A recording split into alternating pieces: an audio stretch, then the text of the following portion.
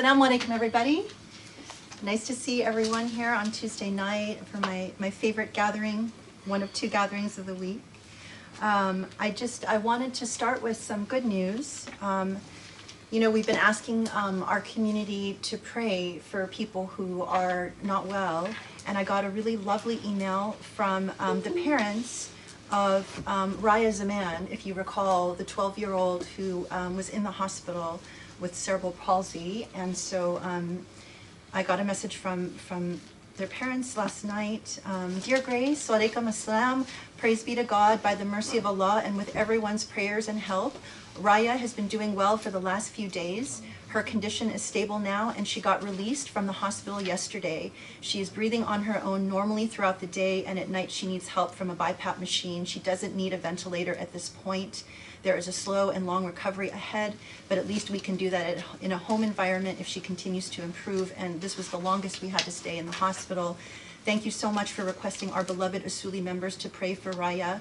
Mentioning Raya in the Friday khutbah and the weekly halakha brought so much peace, comfort, and strength into our heart that we felt as if there is a large family around us and everyone is praying for Raya. So I wanted to just share that good news, alhamdulillah, and may Raya continue to get better, inshallah. And then also on that note, we learned last night that Sheikh Yusuf Al-Qaradawi has COVID. I don't know exactly when, but he was on his Twitter, whoever's managing his Twitter was asking for prayers, so please do pray for Sheikh Al-Qaradawi and also his family, obviously, for the things that they're going through. And also let's remember, Salman al-Oda and Ahmed Sabia and all the people who are in prison in Egypt and languishing or suffering in China, in India, in Burma, Syria, Yemen, Libya. I mean, where do we stop? Everywhere, around the world. There's just so much suffering going on. So, inshallah, we're so lucky and we're so blessed here in America. We don't have any of this kind of suffering, and especially during Ramadan, I feel like the time goes by so quickly. Between the Taraweeh prayers, the iftar, the fasting, the studying, and all of that. But every so often, you get these moments of clarity, and I'm so grateful. Just for that moment in time where you just feel the gratitude of everything that you're experiencing, and that you have an ability here to change something, to do something, to make a choice, based on your freedom. Nobody is limiting, your time or your ability. It's totally in your own hand.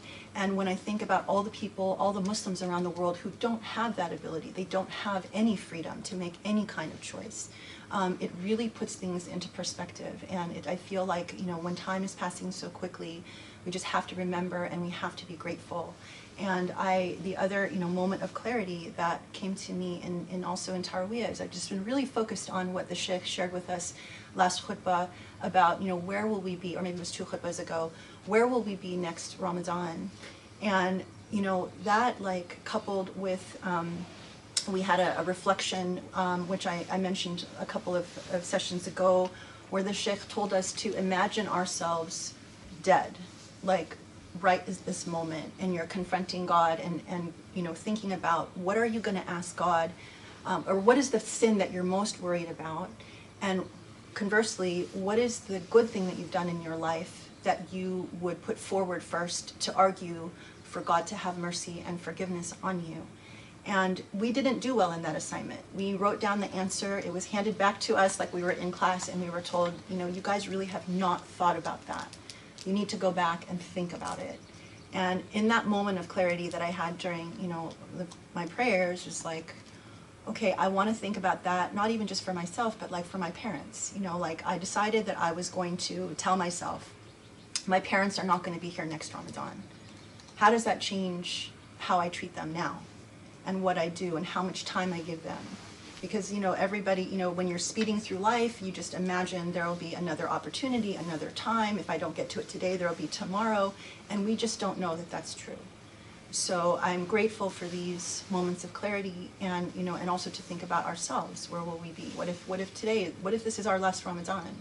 You know, what does that mean, and how does that put things into perspective about all the petty grievances you might have, or the irritations, or things that, you know, when you spend your time thinking about the things that bother you as opposed to the things that you're actually really grateful for.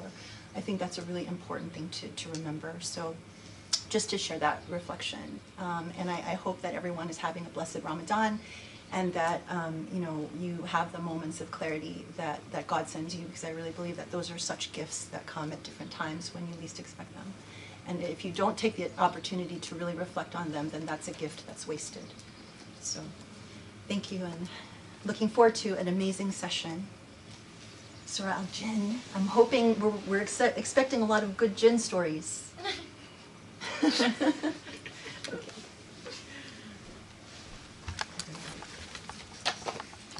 No jinn stories, sorry. Bismillah ar-Rahman ar-Rahim. Alhamdulillahi Rabbil Alameen wa subhanallah al-Ali al-Azim. والصلاة والسلام على محمد وعلى آله وأصحابه ومن اتبعوا بإحسان إلى يوم الدين. اللهم اشرح لي صدري ويسر لي أمري واحلل عقدة من لساني يفقهوا قولي يا رب يا رب.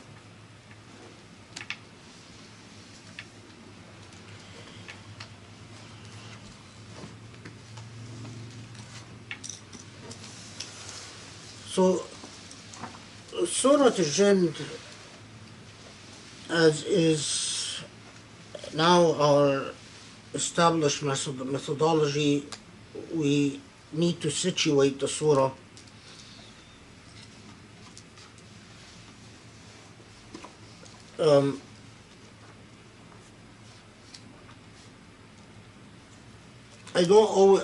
most of the time I don't know why we're covering the particular surah that we're covering at the time we're covering it.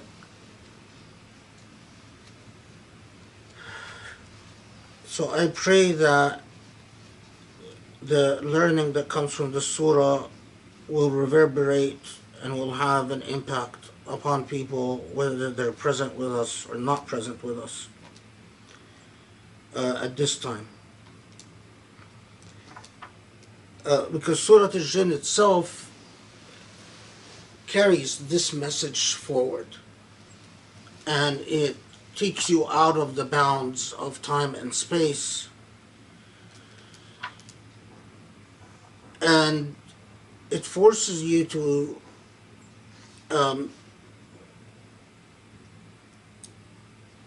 have a level of wisdom in the way that you understand your own actions, and also the actions of others at a particular time and moment.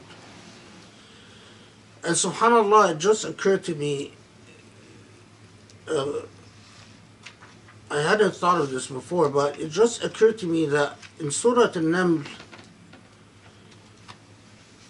in many ways, Surah Al-Naml is the praise of the insignificant, or what appears to us as insignificant. You cannot have any large achievements, any huge achievements that are not preceded by simply countless numbers of ants doing what they're supposed to be doing. There is no Moses without Adam, and there is no Sulaiman without Moses.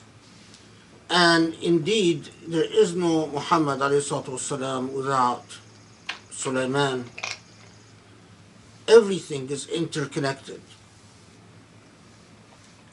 And the important thing is that you do your obligation, your duty, your taklif, and leave the rest to Allah.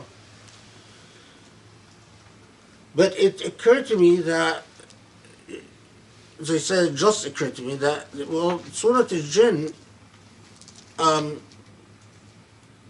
in many ways, affirms what Surah Al-Naml has to say. But Surah Al-Jinn takes you maybe a step further, in that it tells you that there is so much that occurs in the world of the ghaib. There is so much that occurs in the world of the unseen. And we will vet this out as we go, inshallah, through the surah. But you being an ant, just because you don't see the world of the ghaib, it is a fatal flaw to believe that the ghaib does not exist, or that what you do in your temporal space does not reverberate throughout.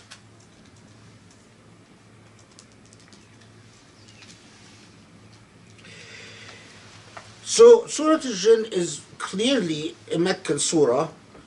That's clearly established.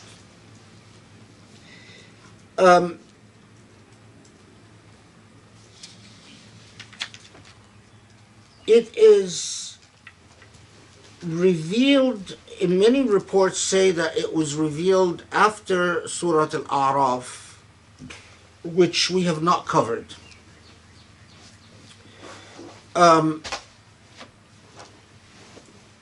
It was revealed after Surah Al-Tariq, which we did cover, after Surah Sad, which we did cover, Surah Qaf, we did cover. We haven't covered the Qamar, right? So it was revealed after Qamar, which we have not covered. But there are cumulative reports that it came right after Al-A'raf. And the probability of reports, meaning more than 50% of the reports, not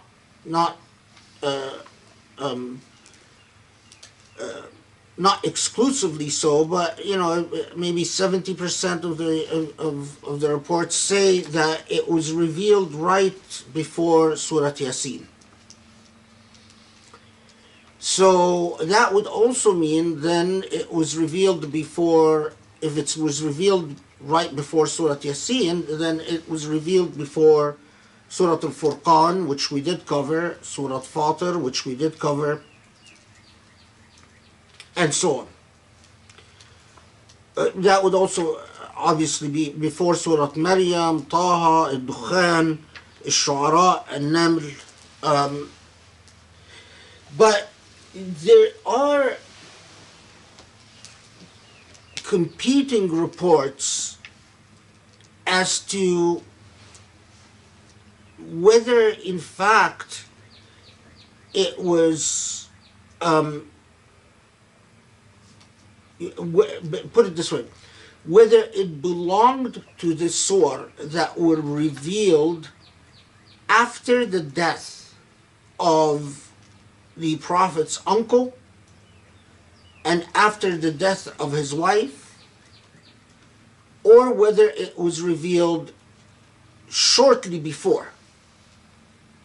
Now, as we will see, this actually makes a difference. It makes a difference as to the message of the surah, and I will tell you what my research at least convinces me of.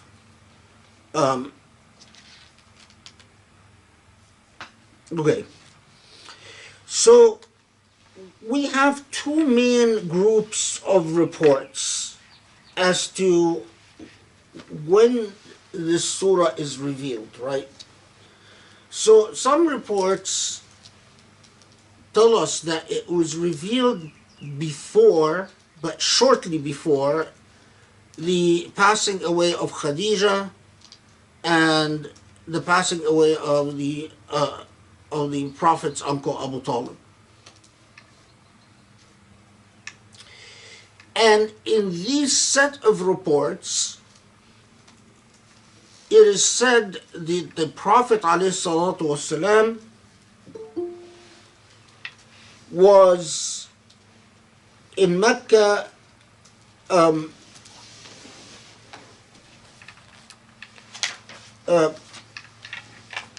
he was in Mecca, and he was in Souq Uqaz, the market, one of the major marketplaces in Mecca, and he stood to pray in the market of Uqaz, in Souq Uqaz, and that he recited in prayer Surah Iqra. And that the jinn, a group of jinn, in the tradition you even have reports as to the names of these jinn. You have like sources that tell you these jinn were named XYZ, but the traditions naming the jinn are not very reliable, so I'm not going to bother with them. They're not of a very high degree of authenticity. And that the jinn overhears the Prophet ﷺ reciting Surah Iqra in Souq Uqaz, in the market of Uqaz in Mecca, shortly before the uncle's Prophet passes away and Khadija passes away a few months before, and that the Prophet ﷺ is not aware at the time of the presence of these jinn who overhear his recitation of Surah Iqra, and then Surah Al-Jinn is revealed to tell the Prophet about the jinn being present and hearing the Quranic message. So that's one narrative.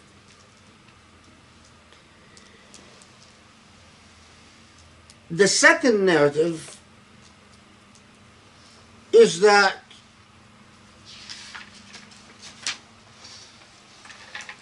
after the death of Abu Talib and after the death of Khadija, the persecution, if you recall, as we said, that after Abu Talib, the Prophet's uncle, passes away, the Prophet then loses his main protector, and after Khadija passes away, the Prophet's heart is broken, and leave alone the death of his son, because the ﷺ had a number of sons who all passed away very young. But I believe it was of Qasim, his son of Qasim, who had passed away. And then Khadija dies shortly after.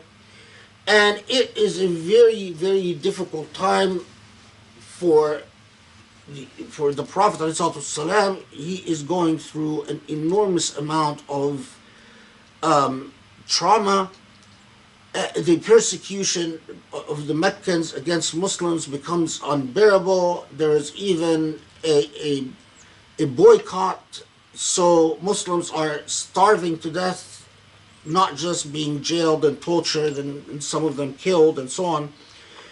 And at that point, the Prophet ﷺ reaches out to a people who he is related to through his mother. And that's the city of Ta'if. Ta'if is close to Mecca, but it is not, it's a commercial center, but it is not as wealthy as Mecca and not as powerful as Mecca. But the Prophet ﷺ, because of this maternal relationship, he thinks, well, you know, maybe Ta'if would provide asylum to Muslims, to protect Muslims who are in desperate need to escape the persecution. And so he travels with Zayd ibn Harith, to Ta'if and speaks to the elders of the Ta'if, and their reaction is horrible. Not only do they say no, but they mock him, and the mockery eventually deteriorates into violence. They, in fact, physically assault him, him and Al-Haris,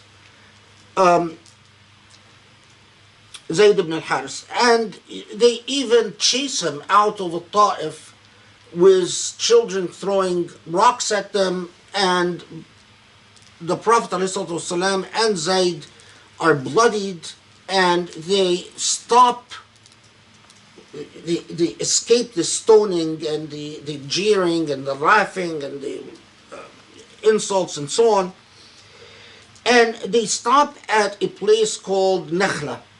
And Nakhla is sort of in the outskirts of a Ta'if. And this Nakhla place becomes important for two reasons. One is that the Prophet ﷺ, him and Zayd, stand up to pray, although bloodied and bruised and all of that. They stand up to pray, and the Prophet ﷺ recites Surah Ar-Rahman, which we've covered, as well as Iqra, obviously. So he stands up in prayer, and he recites Surah Ar-Rahman. And that's when the jinn, that's the surah that the jinn overhear, and that's when this incident of the jinn overhearing the Quran. And again, the Prophet ﷺ is not aware that they overhear the Quran, but is told by Allah about it afterwards. And significantly, at this Nakhla place, the Prophet ﷺ meets a person who's going to be very, very, very important for Islam in the future. He meets Salman al-Farisi. Salman at the time, Salman had started out as Persian nobility. He was Zoroastrian, but he was preoccupied with the search for truth. And attempting to search for the truth, he travels in several places. He travels to, in some reports, he travels to Iraq, and he travels to Syria, and he travels to Arabia, and he sits with Jewish scholars and considers Judaism for a while. Then he sits with Christian scholars, considers Christianity for a while. There are some even reports that he converted to Christianity for a period of time. But eventually Salman falls prey to highway robbers who capture him and sell him into slavery. And so at the time, Salman is in Ta'if as a slave. And although he was born free and he is Persian nobility, but he ended up being sold into slavery and ended up in the Ta'if. But at Ta'if, he comes upon the Prophet ﷺ in this place, Nakhla, and when he hears the Quran, Salman realizes that this is the truth that he has been searching for. And although a slave, he converts to Islam, which puts him, of course, in a clashing course with his owner. Eventually, Salman will be able to buy his freedom and join the Prophet ﷺ in Medina, and he will play a very significant role in Islamic history, and he becomes one of the most prominent companions. Okay, now between these two stories,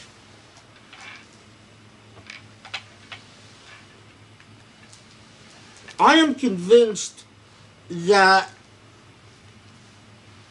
the narrative about, let's call it the Nakhla narrative, where the Prophet travels to Ta'if and everything we've talked about, rather than the Uqaz narrative, where the Prophet is reading Surah Iqra at the market in Uqaz. I'm convinced that it is the Ta'if Nakhla narrative is the one that is actually the occasion for the revelation of the surah.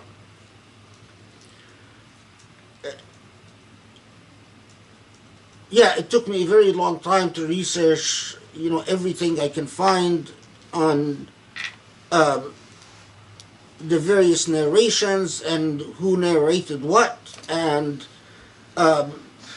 who classified what narration as what level of authenticity, what narrations have missing links, what narrations have gaps, a long story. But at the end of it, at least I am satisfied that it is the Ta'if Nakhla narrative that is the authentic one as an occasion for revelation. Yes, probably the Prophet ﷺ did read Surah Iqra and Uqaz, but that's, I don't think, had anything to do with the revelation of Surah Al-Jinn.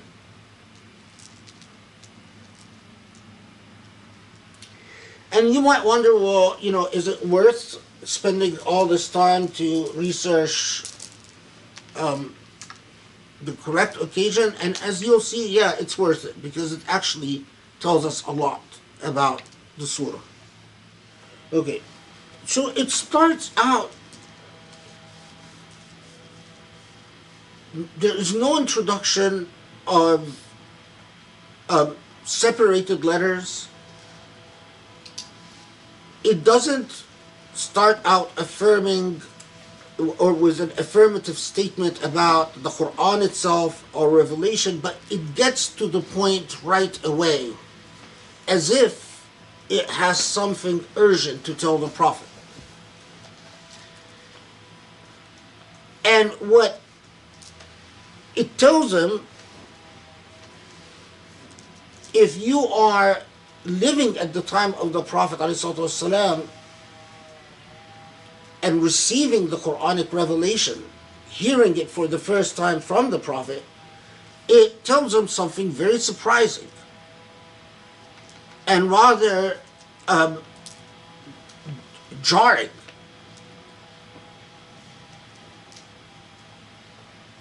قل أوحي إلي أنه استمع نفر من الجن فقالوا إنا سمعنا قرآنا عجبا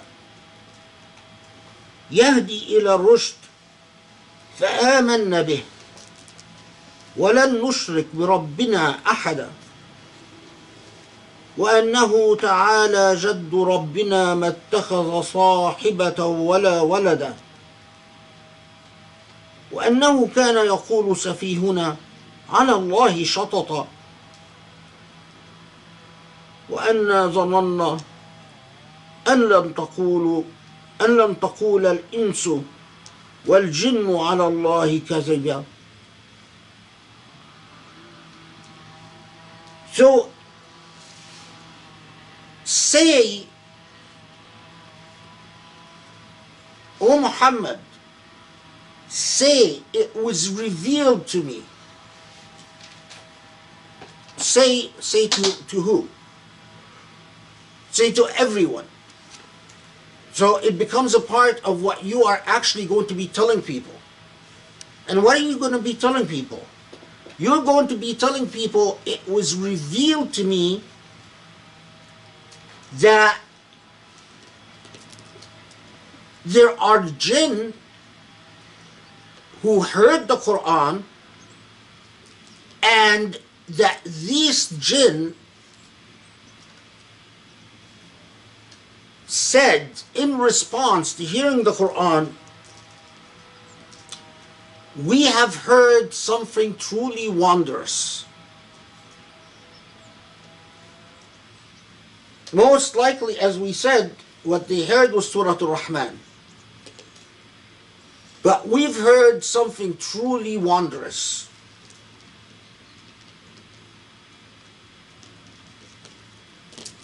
And when we heard this, we realized that it is impossible that our Lord, God subhanahu wa ta'ala, there's ever an equal to God, a companion to God, or a child to God.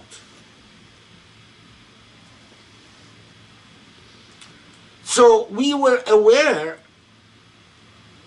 of Judaism, and in the Torah there are individuals who are able to speak to God in ways as equals, and even to wrestle with God, and even to hold God and sort of restrain God and order God to bless them. And with Christianity, the whole thing about God's Son, who is divine and who is begotten from God or by God or whatever. But we realize that this is nonsense.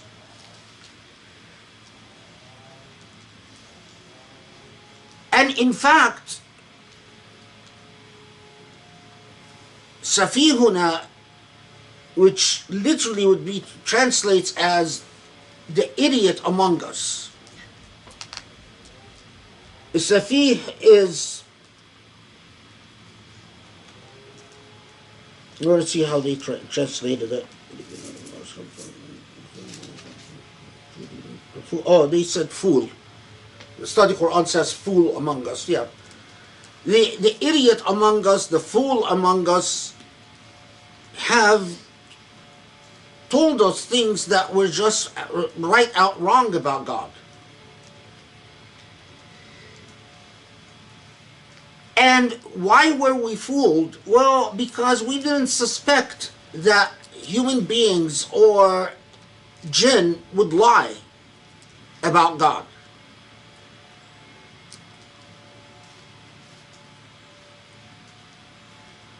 So,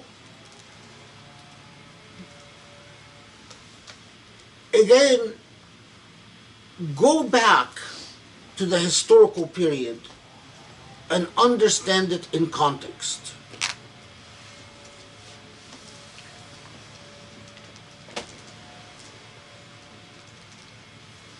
This is a very difficult time for the Prophet ﷺ. This is a time of rejection and denial and persecution.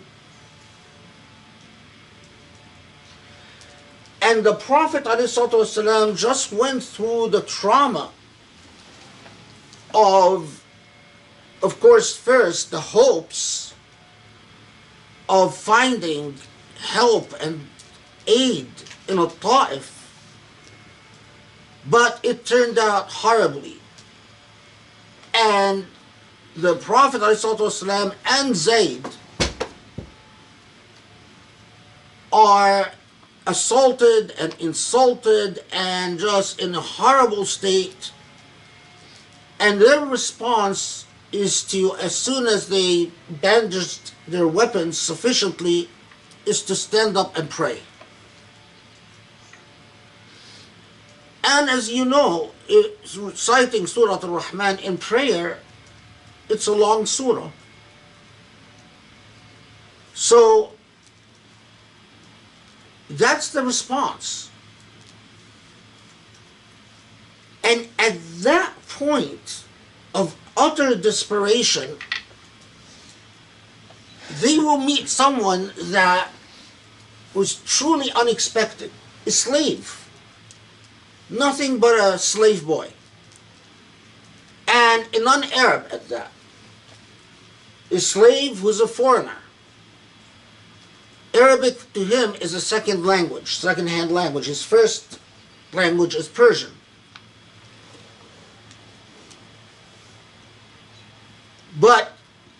typical of the Prophet ﷺ, he invests in this man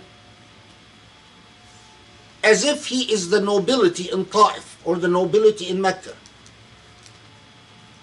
And this man becomes Muslim, and what the Prophet ﷺ doesn't know at this low point is that this man will be determined to earn his freedom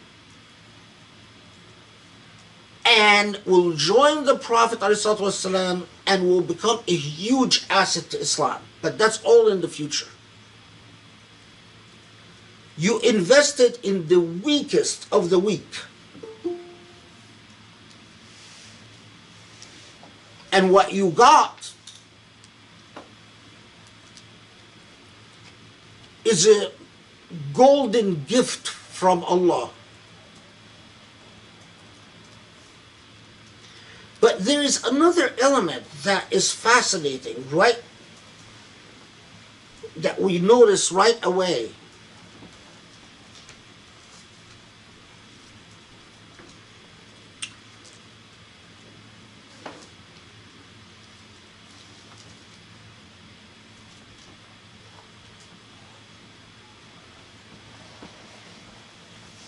The Prophet ﷺ has met with utter failure.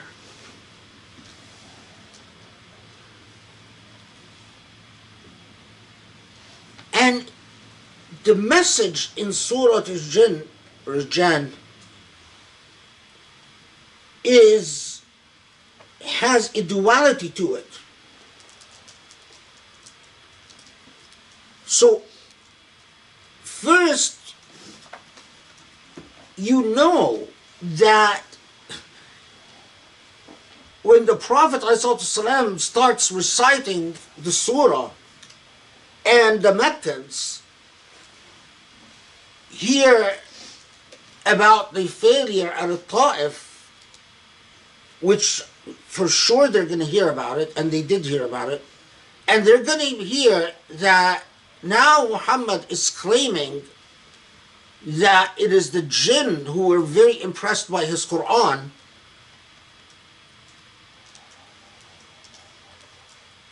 That's a test of resilience and strength for the Prophet, and a test and resilience and strength for his followers. If the Prophet was just a cunning diplomat, a political man, it's the worst move. At the time you are in the absolute bottom pit, you're going to claim that, well, I wasn't able to get you Meccans to believe in me, and I couldn't get the people of Ta'if to believe in me, but guess what? Jinn believe in me. Absolute mockery. And that's exactly what happens. But then the other part to it, which is remarkable, is that at this point,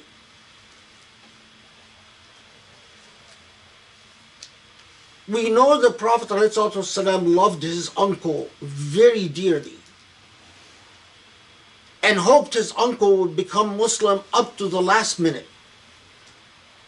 Khadija was his soulmate. And he continued to speak of Khadija as a saint till the end of his life. She was his partner, she was his soulmate. When she died, everything changed. And now he sees all his followers being persecuted and he can't help them.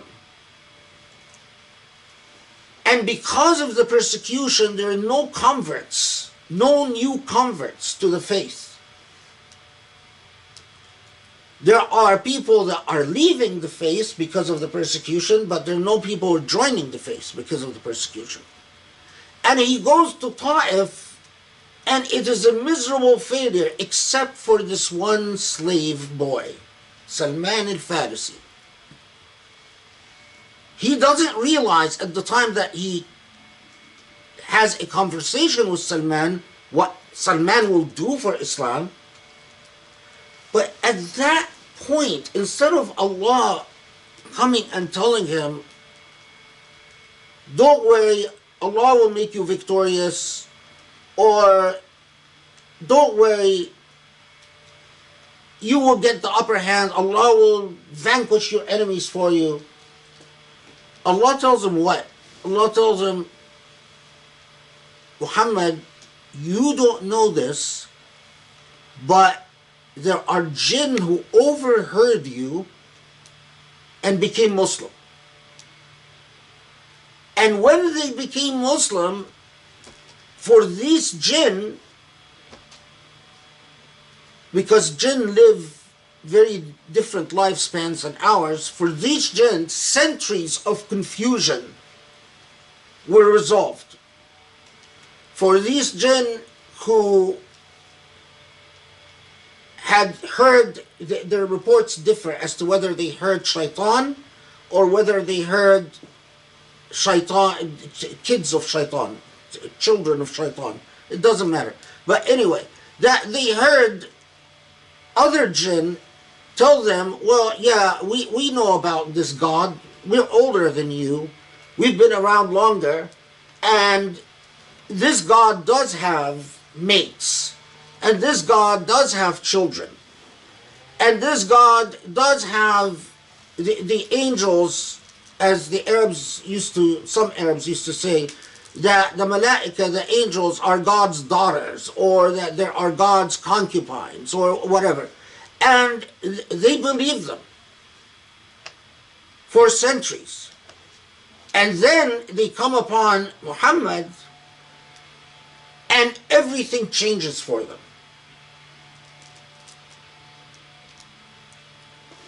The message I submit to you, years of research has completely convinced me of this, and I'll talk to you more about why.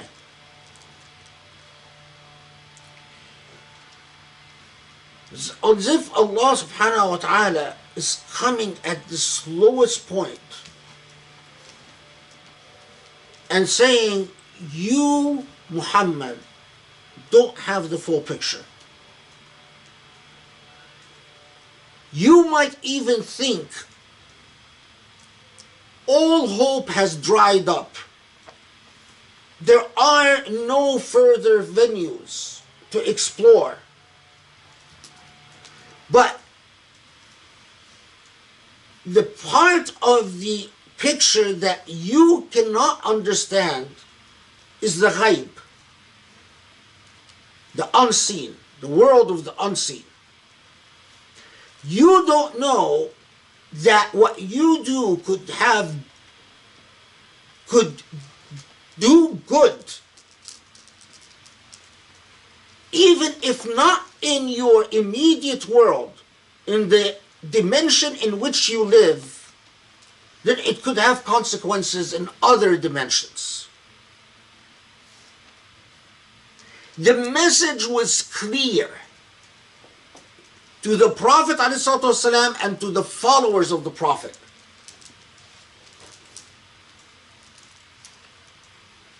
Your job is to do what's right, not to despair about the consequences.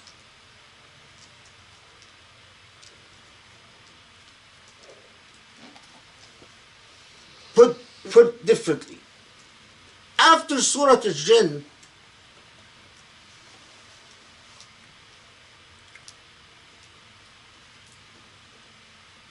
the Prophet ﷺ was asked, if I am in the desert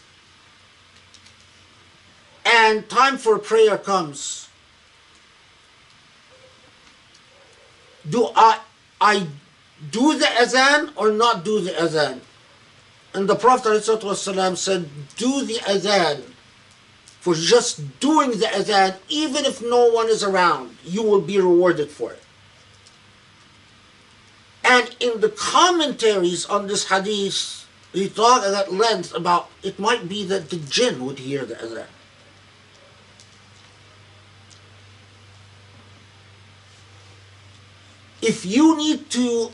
If there is an obligation upon you to speak the word of truth, speak it, even if no one hears it. Write it, even if no one reads it. Your job is to do what is right. The world of the future, which is part of the unknown, part of the ghaib, and the unseen is not your business. You simply do not know.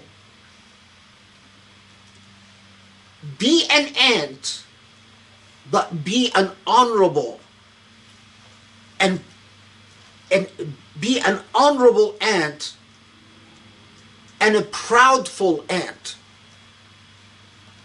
Be proud of the job you're doing.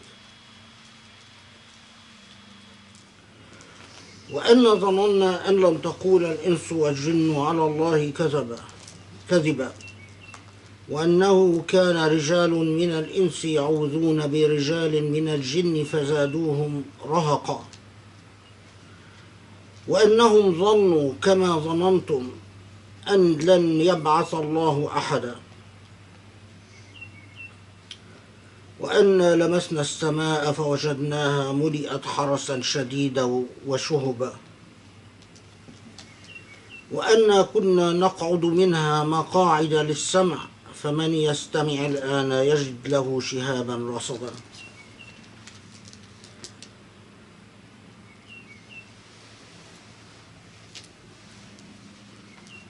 So the surah continues telling the Prophet ﷺ, paraphrasing in general terms what the reaction of the jinn to hearing the Quranic message is. But what's interesting is that stylistically, the way the language is in Surah Al-Jinn,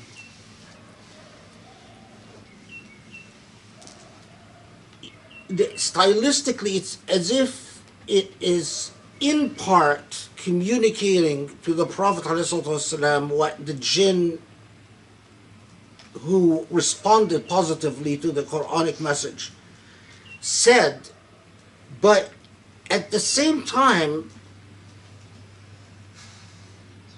what it quotes on behalf of the jinn is really intended as a message to human beings who are receiving the Quranic message. So after in 5 that we were misled because we thought that whether it was shaitan or from shaitan or whatever who told them untrue things about God, then they start saying things that seem to be lessons to human beings rather than strict quotes. So, for instance, when we start getting into 6, that there were human beings, who would seek the assistance of jinn or seek refuge in jinn, and the results of this relationship didn't end well for these men. They oppressed them. Now, zaduhum rahaqa could have many different meanings. It could mean that they misled them astray. It could mean that they made them dependent on them. It could mean that they dominated and oppressed them. It could even mean that they made them ill and sick. Zaduhum rahaqa could carry numerous meanings, all negative. And they thought, here referring to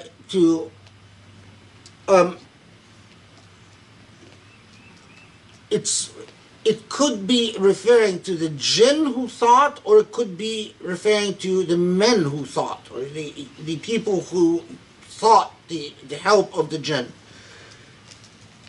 They thought as you thought, that God is not going to send any further messengers. Now, who's the you here? Well, obviously, it's not the prophet, and it's not Zayd, and it's not anyone who believes in the prophet, but as you thought, suddenly now it's talking to those who don't follow the prophet, as you thought that God is not going to send anyone else.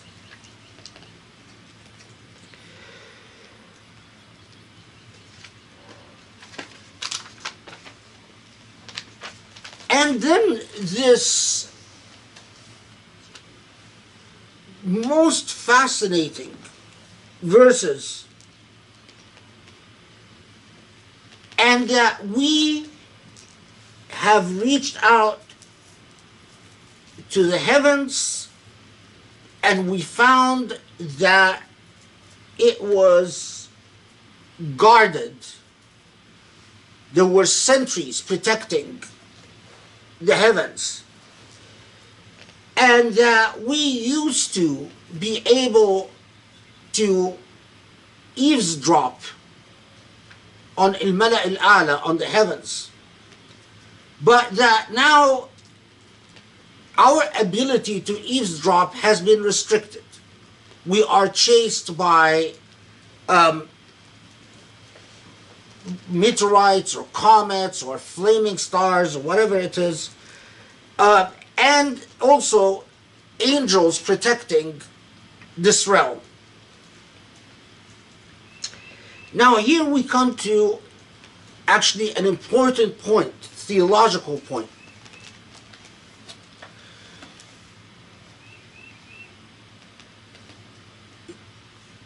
First, about the relationship between human beings and jinn. If you read in the history of magic,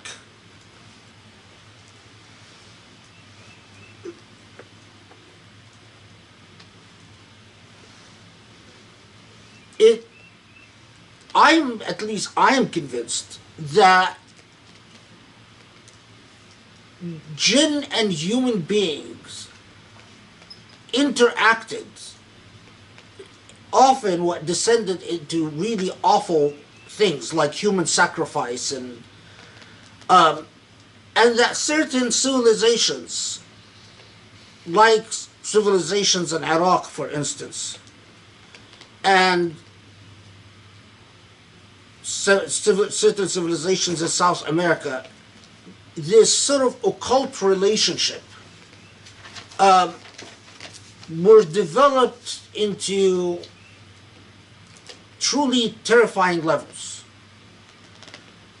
And especially when it descended into some grotesque things like sacrificing children, sacrificing women, a lot of blood sacrifices, and so on. And so that reference in the Quran, that human beings there were human beings that would seek the refuge or seek the help of jinn, and it didn't end well for human beings. a lot of the Quranic commentators tell you that, well, the Arabs used before Islam, when they would go to a valley or they would go to a mountainous area, and then they would pray that to the jinn of that valley to protect them. They would say, oh, king of this valley, please protect me, or something like that. But I think that this Quranic verse is referring to much, much more than that. Why? Because of my research in the history of magic and in the history of the occult. And that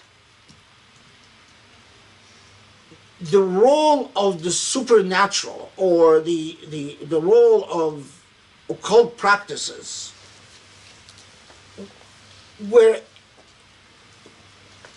a much bigger part of human history than we moderns like to think.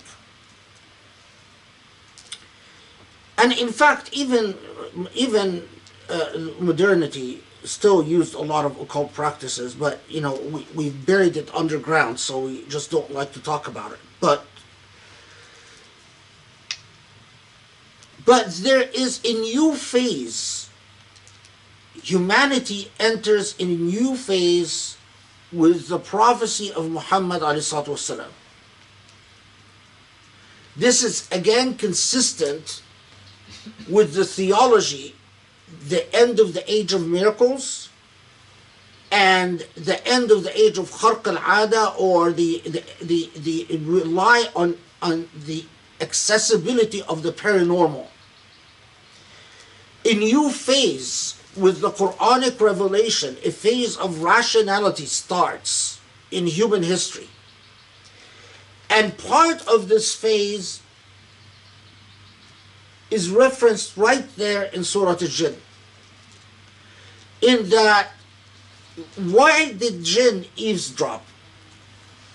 Well, all the sources tell us that the reason that jinn would eavesdrop is that they would find out a little bit of knowledge about the ghaib, a little bit of knowledge about whatever human beings do not know. And that they would go to soothsayers or go to witches and warlocks and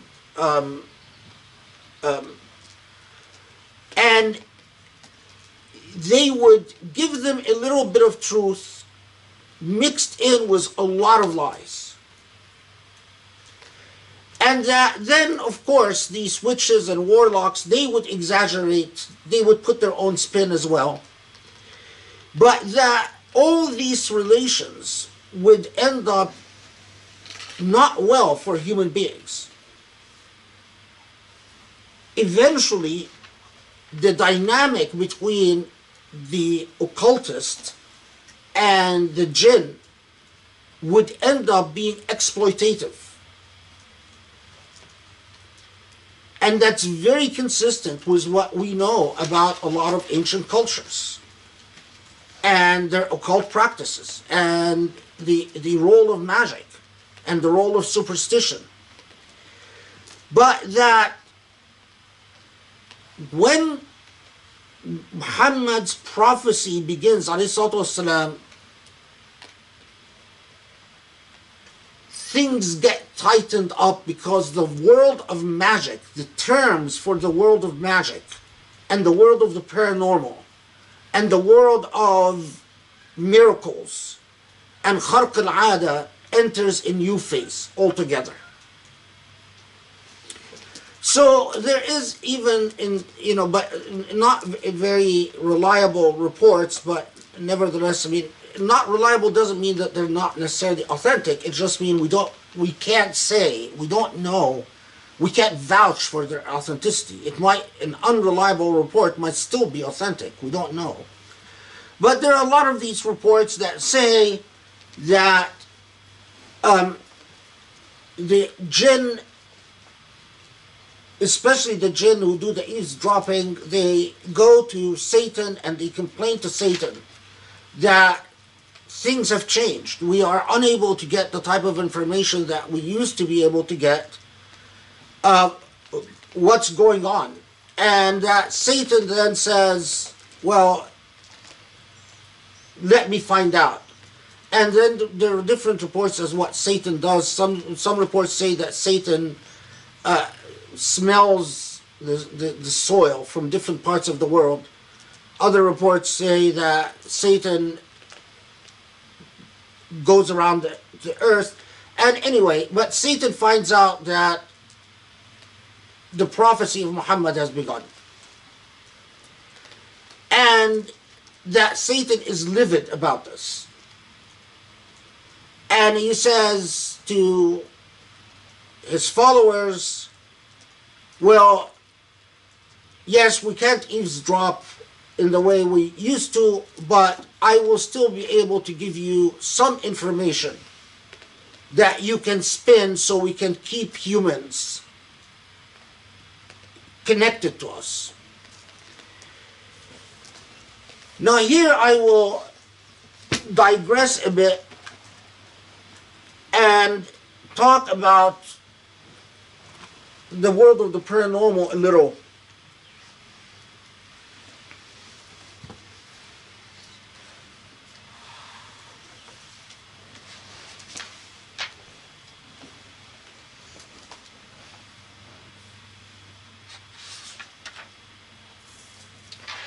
Now, of course, before I forget, Razi, for instance, talks about that at the time of the Prophet ﷺ, or shortly before the Prophet comes, that there used to be a very famous occultist in Arabia.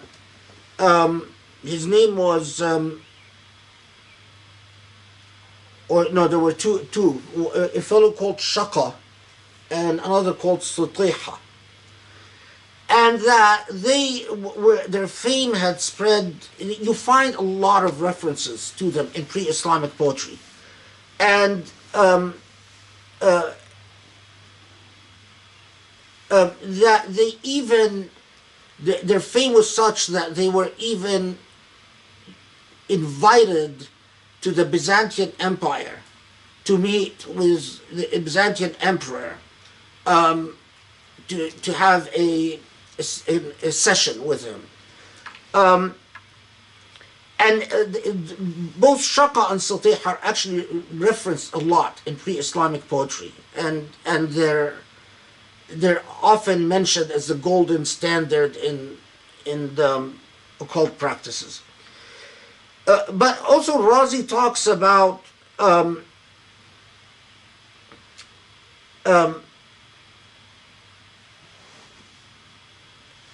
a witch a sorcerer in Iraq. I can't remember her name.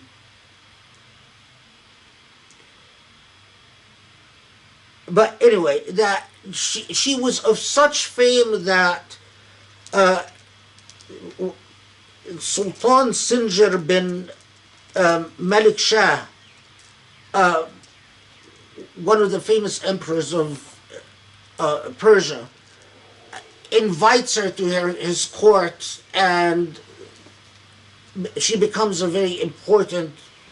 But there aren't many books written about the history of occult in the Muslim world. Not modern studies, historical studies, but there are a lot of works written about the history of the occult in the Greek world, in the Roman world, in the medieval European world, and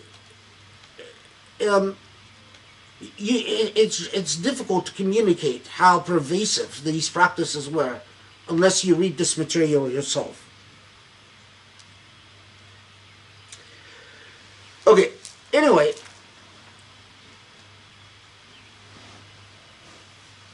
so in the Islamic tradition, when it comes to jinn, there are those that are described as al-arwah al-sufliya, and those that are described as al-arwah al-falakiyya. Arwah sufliya means earthbound spirits, and arwah falakiyya are not earthbound spirits.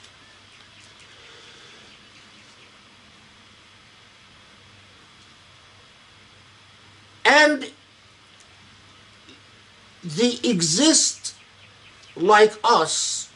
They have tribes, they have groups, they follow different systems of belief. According to a lot of Muslim sources, some of them even are Muslim, some of them are Christian, some of them are Jewish, some of them are Zoroastrian, some of them are whatever. Some sources say something that I don't believe, that they even break down to literalists and non-literalists, and I don't know, maybe they have Wahhabis, maybe they have Shia and Sunnah, I don't know. That part I'm not, I've just made up. They have Wahhabis and stuff like that. Wahhabis and Sufis. But anyway, they are very diverse. And those of them that will deal with human beings, although there is some disagreement among Islamic sources about this, some Islamic sources say that pious jinn could deal with human beings to help them for godly purposes. So according to these sources, that a pious jinn, for instance, could find that you are a scholar of the Quran and they love the Quran, so they could manifest to you to study the Quran with you. I don't accept that part of the tradition. The part that I do accept is that the pious jinn don't contact human beings because they are ordered by God to stay away from human beings. That after the prophecy of Muhammad ﷺ, the command was clear. You are no longer to interact with human beings. And that those who continue to interact with human beings are not devout. That they're evil. I mean, they're basically followers of Satan. And that it is possible. And if you read enough in the occult, not that I'm telling you to do it, because it's very dangerous, and I don't want you to, if you read in the occult, you could end up inviting an unwelcome presence in your home. You could read in the occult, you could end up having a shadow man appear in your home. You could end up, you could end up with a lot of unpleasant things. But if you did, and if you were trained and equipped to do it, in other words, you knew how to protect yourself, or if you read in the occult academically, scholarly, in other words, not read the black magic, but read from a scholarly perspective, which is okay. That's not a problem. There's no question that world of the paranormal exists. And not only that, but that we human beings have developed technologies where we are able to capture parts of the paranormal in ways that our ancestors couldn't catch. We can record the voices. We have now cameras that sees in spectrum of lights where it can capture shadow men or shadow people or whatever. We're able to do that. But the part that we are not good about is understanding what the heck we're capturing. When I'm not reading or not praying, I watch paranormal shows. And I'm always amazed at paranormal shows because they capture stuff that is legitimate. I can tell when it's legitimate or not legitimate. For instance, they often capture EVPs that say, help me. or get out. The two most common things, help me and get out. But these ghost hunters or ghost busters or ghost adventurers or ghost brothers or ghost whatever don't understand what they're capturing. So the interpretation is always fantastical and ridiculous. And that's because, again, they are like Wahhabis. They don't have any use for scholarship or tradition or study. They don't study the accumulated wisdom of generations of sages who have written about this. They think they can just capture it and interpret it on the fly. Exactly what Wahhabis do. And that's why it's so absurd and it's so ridiculous. Well, I'm saying this to say, stay away from it. Don't capture EVPs. Don't go ghost hunting. Don't try to film this stuff. Don't try to interact with any of it. Because exactly what the Quran warns us about, فَزَادُوهُمْ رَهَقًا, is what is going to happen to you. Is it possible you become possessed? Absolutely. Possession has a long history, and that's a long conversation. Is it possible that your home becomes haunted? Absolutely. Is it possible that you would get an oppressive presence in your home that changes your character and your personality and the personality of your family, that would destroy your home, would destroy your marriage? Absolutely. Is it possible that you would invite a presence that would make you an addict, an alcoholic? Absolutely. All of that. فَزَادُوهُمْ رَهَقًا. It is among, it's not the only warning, but among the strongest warnings that Allah subhanahu wa ta'ala tells us about the paranormal world. And it saddens me, if you go on Amazon and you do a search on any of the grimoire books, grimoire, the books of black magic, like the any of the books that talk about the Solomonic key, the attributed language to Sulaiman alayhi salam, which he used to communicate with jinn. And you find all these reviews. I mean, they're like bestsellers. This stuff is very dangerous. It amazes me that kids just buy this stuff and read spells and and there is no guidance from the church, which is so eager to be modern and rational and to divorce its its superstitious history.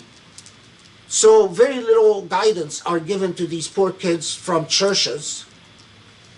Judaism does a little bit better because there are rabbis that are well known that can give you advice on occult things, and their advice is usually exactly like the Islamic advice.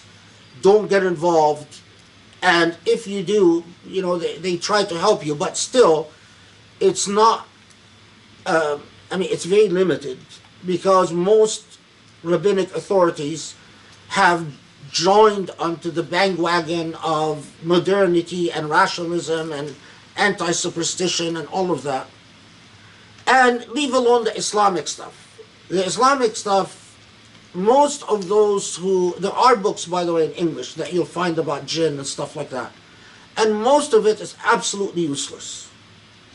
I mean, it just,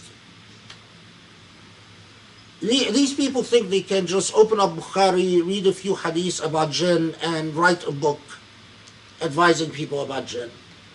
It's absolutely useless. There's a book about jinn and aliens, not immigration aliens, but aliens from outer space. You know, again, it was written by, I think, an engineer, a computer scientist or something, and, you know, shooting from the hip. The problem in the Muslim world is that because we are so backwards civilizationally, we are eager to catch up with the modern world. And the modern world has become advanced by relying on rational sciences, not on superstition. And superstition still has a grip upon the imagination of so many in the Muslim world, but it is of the worst type of superstition, meaning not anything based on any real learning, but all just superstition, where people make money off people by selling them a bunch of nonsense. And as a result, so many of the modern Muslim theologians have been very eager to join on the Christian and Jewish thing of denying the existence of the occult altogether. And that's fine, except that when kids meddle with the occult and they open up portals and all hell breaks out, getting help is very difficult, because most of the people that are active in the Muslim scene are, what's the word I'm looking for? Charlatans? Charlatans. Most of them are charlatans and absolutely have no clue what they're doing. And they do it for money. A real person who does it for real things, it will not charge. If you have to pay someone, then they're probably a charlatan. And anyone that comes and tells you, I'm going to burn the jinn out of you, or I'm going to beat the jinn out of you, or I'm going to insult the jinn out of you, is a charlatan. That has nothing to do with anything authentic. You don't get jinn out of your toe. Anyone that tells you, I'm going to get the jinn out of your toe or out of your thumb, is a charlatan. I mean, I could go on, but it is remarkable that again, in the Mecca period, at this stage in the Muhammadian message, that at the lowest point of the Prophet's mission in Mecca, Allah elevates the Prophet, but by telling him something of cosmic proportions. And the thing that he tells him of cosmic proportions is that humanity has entered a new phase. And it is a phase in which reliance on magic and the occult is a thing of the past. I think I mentioned before in one of these halaqas that Nazis were master occultists. There is a remarkable correlation between occult practices and evil in modernity. I mean, that's another topic for another day, but even a lot of the people who produced the market theories that reduce human beings into nothing but machines were themselves occultists. I mean, they were respected professors and ministers and scientists in the day, and at night they belonged to these lodges where they would indulge in the fun of occult practices, which they did probably out of entertainment, but it is you can't entertain yourself with the occult. If you open that door, it's darkness. you there is no such thing as you are inviting the spirits of a loved dead one, or benevolent spirits or friendly spirits, or there is a show called Kindred Spirits. I mean, the people who present that show are very well intentioned, but they're idiots. They have just no clue.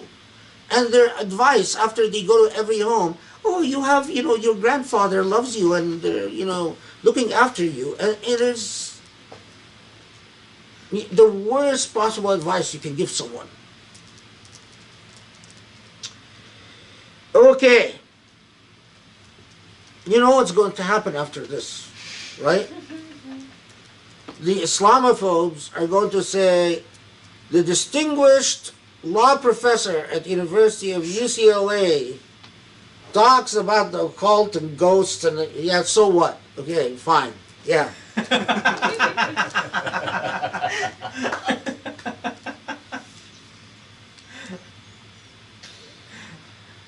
What's real is real, whether you want to admit it or not.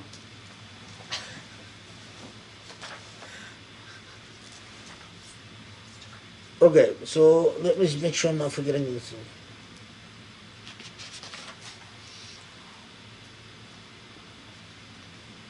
Yeah. One of the points, theological points that I like very much, I know Ibn Ajiba makes it, but it's made in a lot of Sufi-esque tafsir, which is a irrational point, that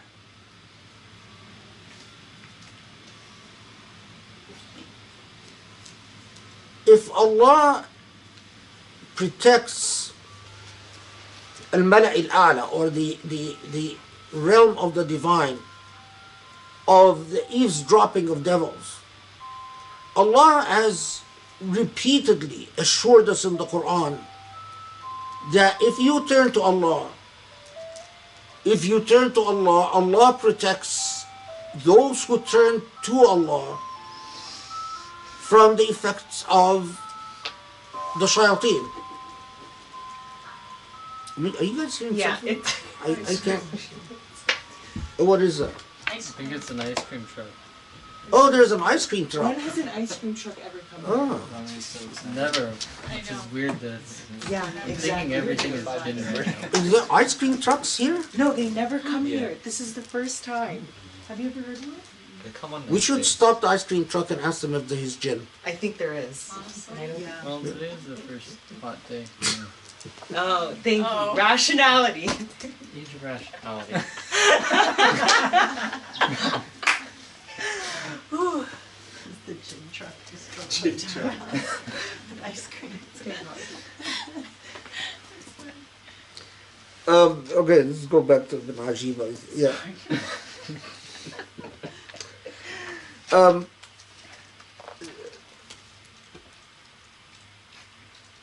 The other thing that I forgot to mention is when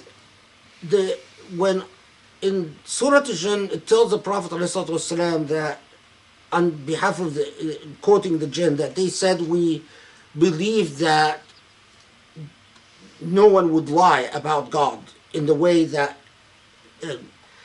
Al-Razi comments on this and says, you see, the sin that the jinn, the trap that the jinn fell in, is the moral trap of taqlid, of imitation. That instead of searching for the truth themselves, they relied on received authority.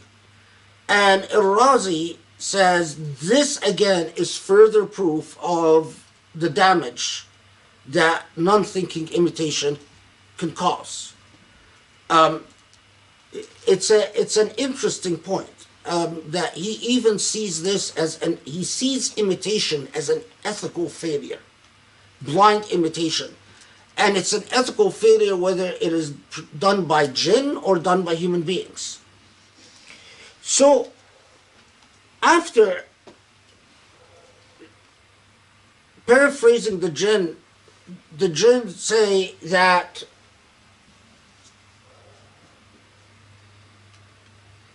there were those human beings who thought the refuge or the help or the assistance of jinn, it would end badly for them.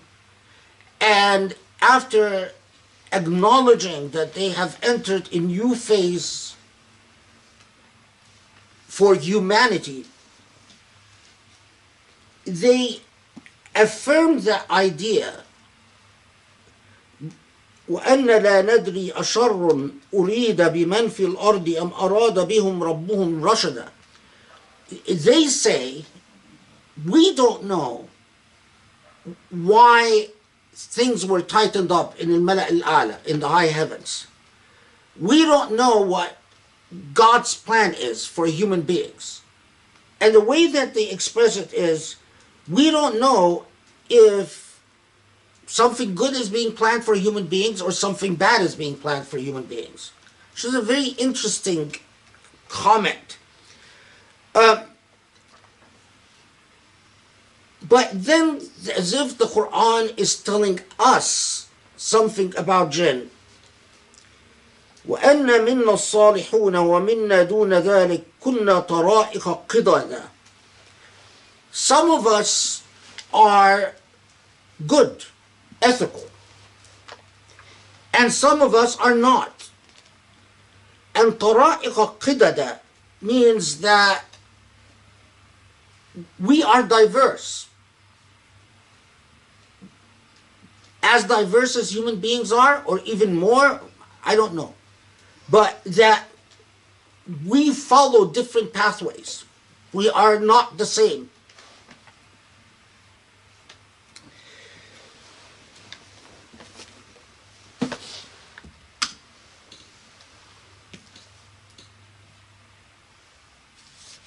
This is verse 12.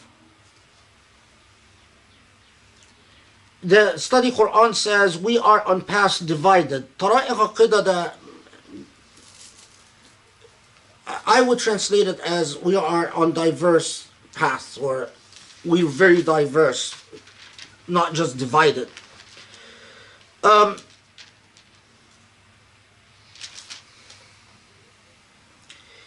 And then وَأَنَّا ظَنَنَّا أَنْ لَن نُعْجِزَ اللَّهَ فِي الْأَرْضِ وَلَن نُعْجِزَهُ هَرَبًا.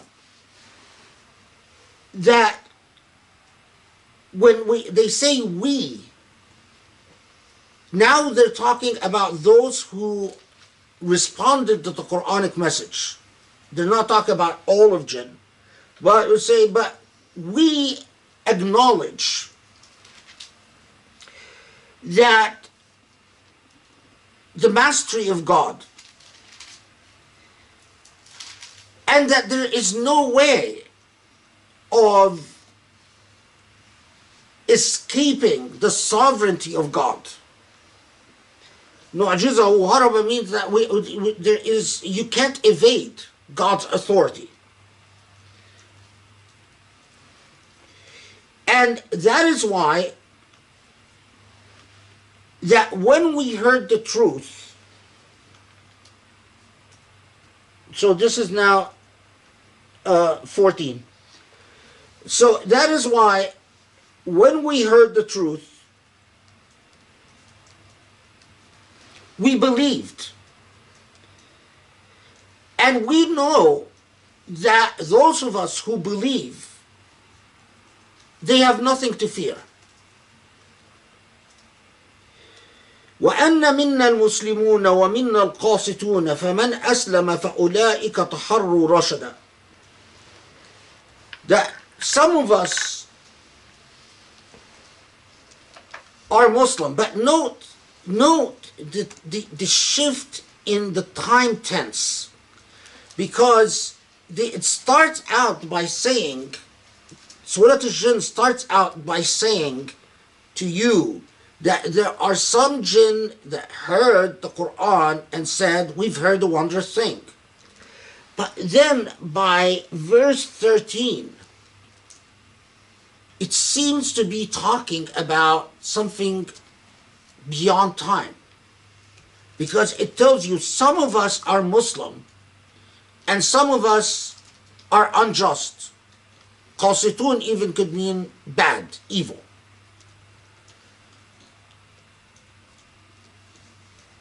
Is it talking about this group of jinn, those supposedly 9 or 15 jinn that heard the Quran? Not the way that the language is phrased. The way that the language is phrased, it is as if telling you about something about jinn that is well into the future or beyond time.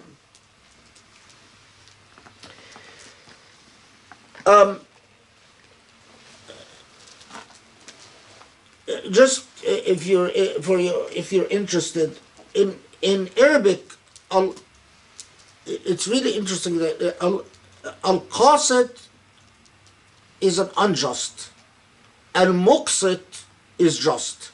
The mean makes all the difference. Like if you say terib means someone who's poor. If you say mutrib, just the mean, it means someone who's rich. For those of you who are studying Arabic, just the mean can, at the beginning of the word, can sometimes, in certain situations, shift the meaning of the word to the exact opposite.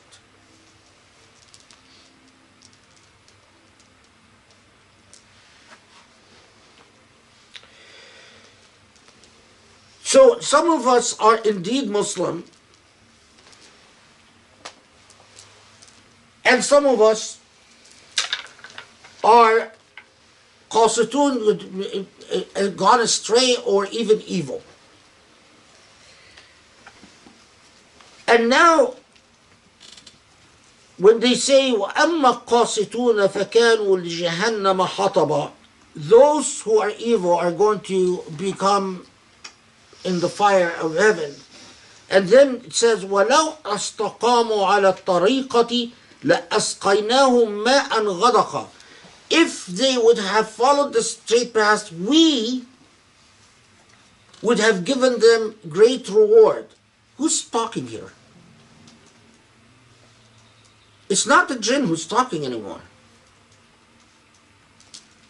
Do you see? It's like Surah Al-Jinn in style. It's like a transcendental experience beyond time, beyond space. It starts out with a single incident, but then takes you to a cosmic view.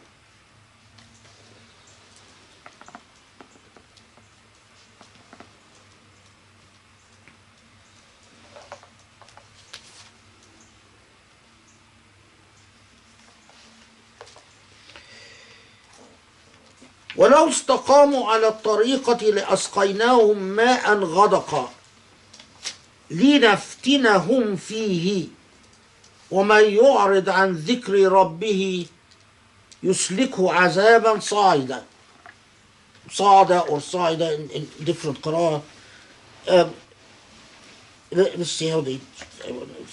Okay, so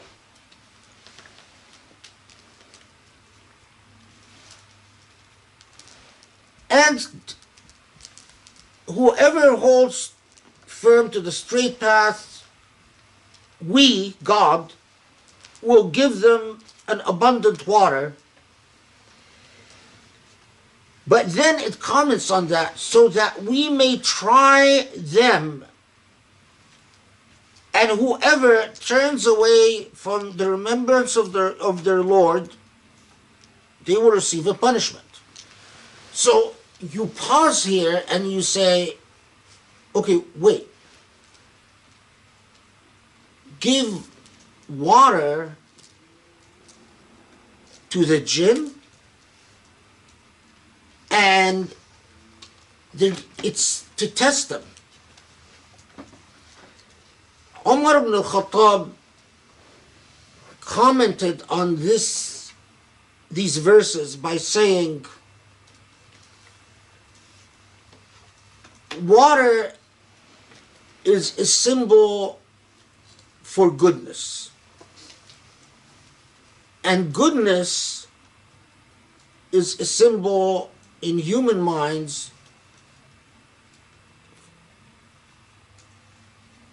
for wealth. And wealth is nothing but a fitna. So, again, that sort of transcendental, timeless quality. At the same time that it came and it tells you, is as if saying, if you see the truth, there would be good. But remember, whenever there is good, there is a test. Because whenever you receive good, yes, it's a blessing, but you're also being tested. وأن المساجد لله فلا تدعوا مع الله أحدا وأنه لما قام عبد الله يدعوه كادوا يكونون عليه لبدا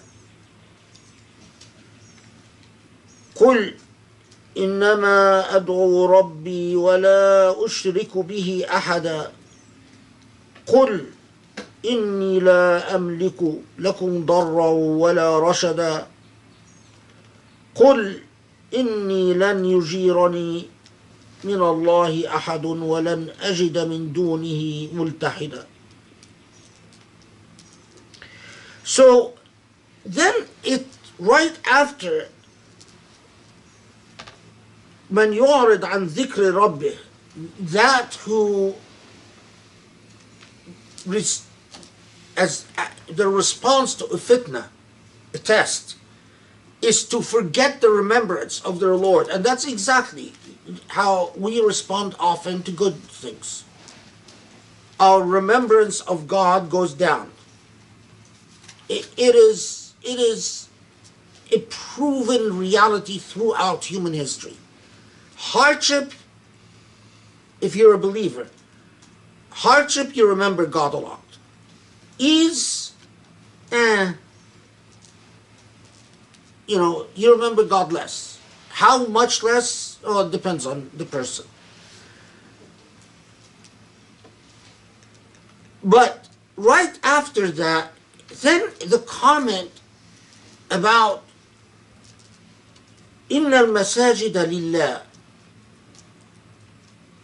So again, this sort of cosmic, transcendental quality. Who's speaking here? And why would the jinn be saying anything about masajid? Are they talking about mosques? Well, there are two possibilities. The possibility in masajid means all prostration belongs to Allah, and any prostration not for Allah is wrong. That's one interpretation. Second interpretation is to say, know that space can be designated for Allah's worship. And wherever space is designated for Allah's worship,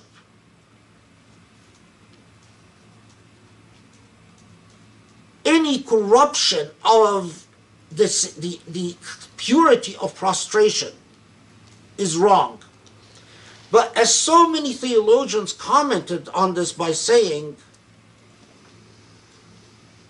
there's a hadith where the Prophet ﷺ says the earth was made a masjid for me. The entire earth was made a mosque. So both perspectives take us back to the issue of prostration.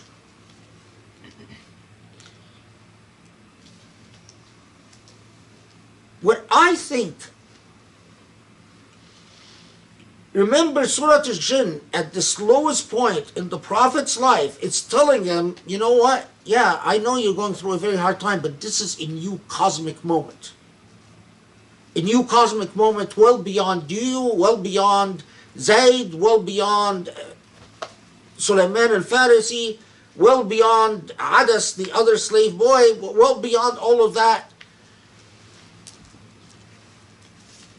In the same way, it makes sense for, at this point, to say, we know from occult practices that human beings engaged in, that human beings sacrificed a lot of lives for things other than God. They sacrificed animals and sacrificed humans, which Islam forbids.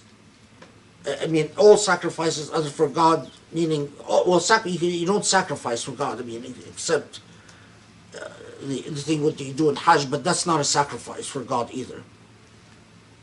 But anyway, but the second thing is that they would, other than sacrifice, they were in prostration for kings, queens, lords, divine beings. What was the thing that Islam gave its adherents early on? A sense of dignity, karama. Remember when Muslims became famous, that they would go to the courts of Byzantium and refuse to bend or prostrate. That they would go to the courts of Persia and refuse to bend or prostrate. Of course, when the age of empire came, corruption stepped in, but the early Muslims understood the Quranic message of dignity. We prostrate before God and no one else. A new phase in the history of humanity. Now, when it says, so then, وأنه لما قام عبد الله يدعوه كادوا يكونون عليه لبدا. Let's see how to. So, and when the servant of God rose to call upon God, they will nigh swarm him. This is the study Quran. Literally, it's correct, right? So, يكونون عليه لبدا. Literally, but who's swarming who? What does that mean? What is the significance of who is the servant of God that rose to call upon God? Well, the answer to that is easy. It's the Prophet, Abdullah. It's referring to the Prophet. But what is the significance of the Prophet being swarmed? And here, two main views. One says that this reference, يَكُونُونَ عَلَيْهِ لِبَدًا, is saying that the jinn swarm to hear the Quran. But the problem with that is, so what?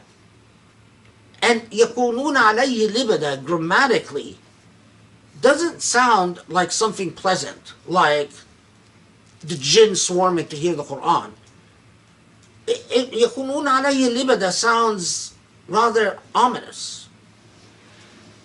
يَكُونُونَ عَلَيْهِ لِبَدًا, sworn to oppress him. That, look, this Abdullah, when he stood up to call for God, and it doesn't say وَقُلْ أنه لما قام عبد الله, it says وأنه لما قام عبد الله, that it is as if consoling the Prophet ﷺ. And remarkably, this is the only sentence of near consolation in where Allah is saying, yeah, I know what's going on with you. I know that you're having a very hard time. قُلْ إِنَّمَا أَدْعُو رَبِّي وَلَا أُشْرِكُ بِهِ أَحَدًا. So here, now, Allah is giving an affirmative command to the Prophet as to what to do. And what is the Prophet to do? To affirm the message. Say, I will not associate partners with God. And say, لا أملك لكم ضرا ولا رشدا. There's nothing that I can do that can either harm you or benefit you. I am a messenger to you. ولن يجيرني من الله أحد ولن أجد من دونه ملتحدا. And no one can protect me from God, and there is no refuge other than God.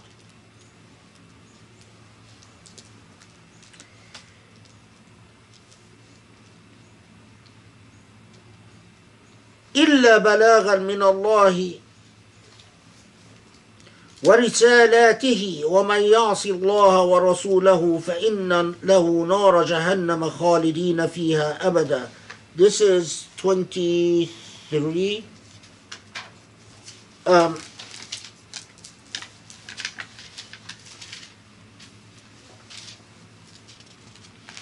Yeah. If I do not convey from God's messages, and whoever disobeys God and God's messenger, they shall be, they will be in hellfire.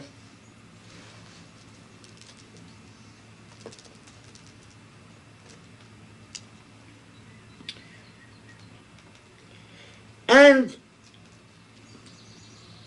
قل إن أدري أقريب ما توعدون أم يجعل الله ربي أمدا. I don't know when the hereafter is, which is the message that repeatedly is confirmed in the Quran. عالم الغيب فلا يظهر على غيبه أحدا. That this is in the realm of God, the knower of the unseen. And so the unseen is not shared by anyone except, and this is where we get into 27, except what God, except for the messengers that God chooses to share the unseen with. These verses gave rise to a debate in the Islamic tradition about the nature of the unseen, meaning things like the future, things that like knowing that a relative died somewhere, or having a premonition of something to come, or a mother realizing that her son around the globe just died, or stuff like that. And it broke down to schools. The Mu'tazila were the most hostile to the world, to the idea that the unseen can be knowable to human beings. And the Mu'tazila were also hostile to the idea that jinn are material beings that occupy space, that can interact with human beings. On the other side of the spectrum, especially the Sufis, said that the ghaib can be known through a karama, meaning that a person would become so close to Allah that Allah would favor that person with knowledge of the unseen, whether the future or the present or even the past. And that similarly, a person could become so close to Allah that the person would be given the ability to see jinn, or to see angels, or to see demons.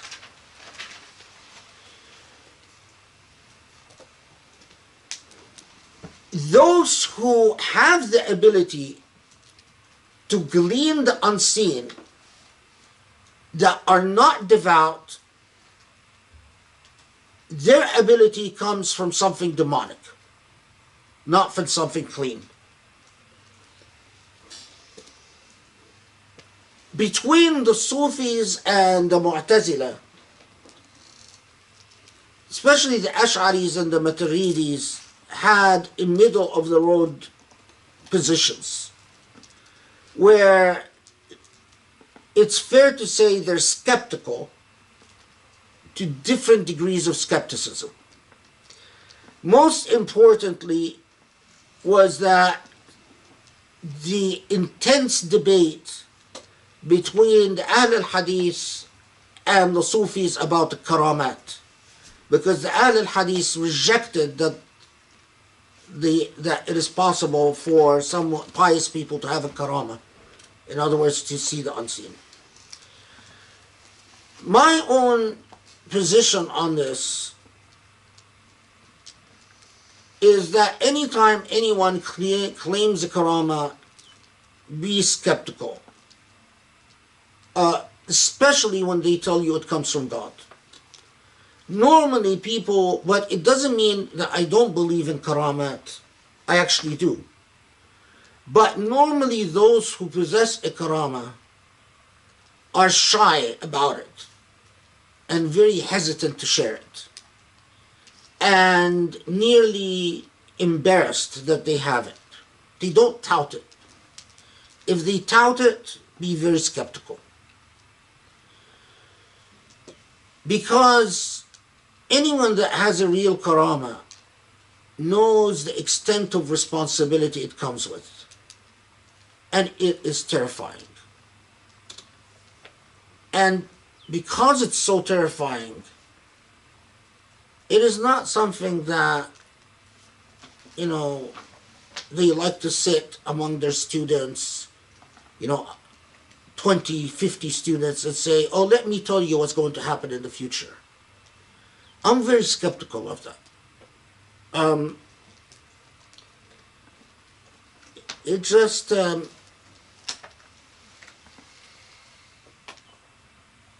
but I don't agree with the Mu'tazila that all claims of the unseen or the world of ghaib are just hallucinations and made up.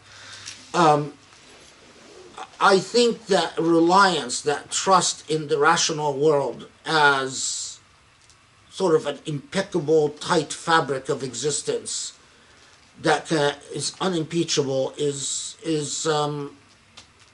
over-exaggerated. And even, although I really don't want to get into this, but I believe as the closer we get to the hereafter, the fabric of reality starts getting more and more undone. But that's a very big theological issue, and I don't want to discuss it tonight, so, leave it to another time. Okay. Oh.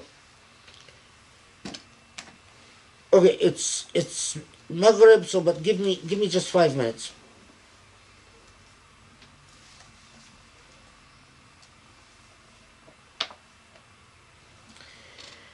Then 27, إلا من ارتضى من رسول فإنه يسلك من بين يديه ومن خلفه رصدا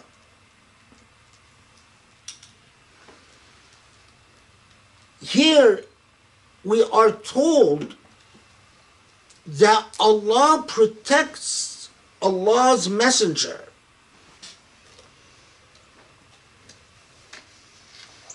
من بين يديه ومن خلفه رصدا, meaning I guard my messenger from, and in the books of tradition they tell you that there are in fact angels that protect the prophet or prophets from the front and from the back and so on.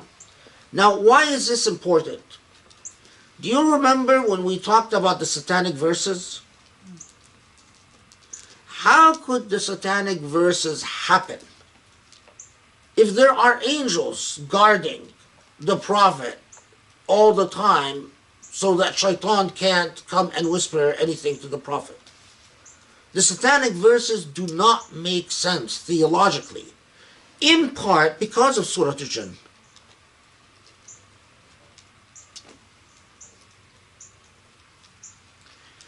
And finally, the powerful affirmation that Allah has count of everything.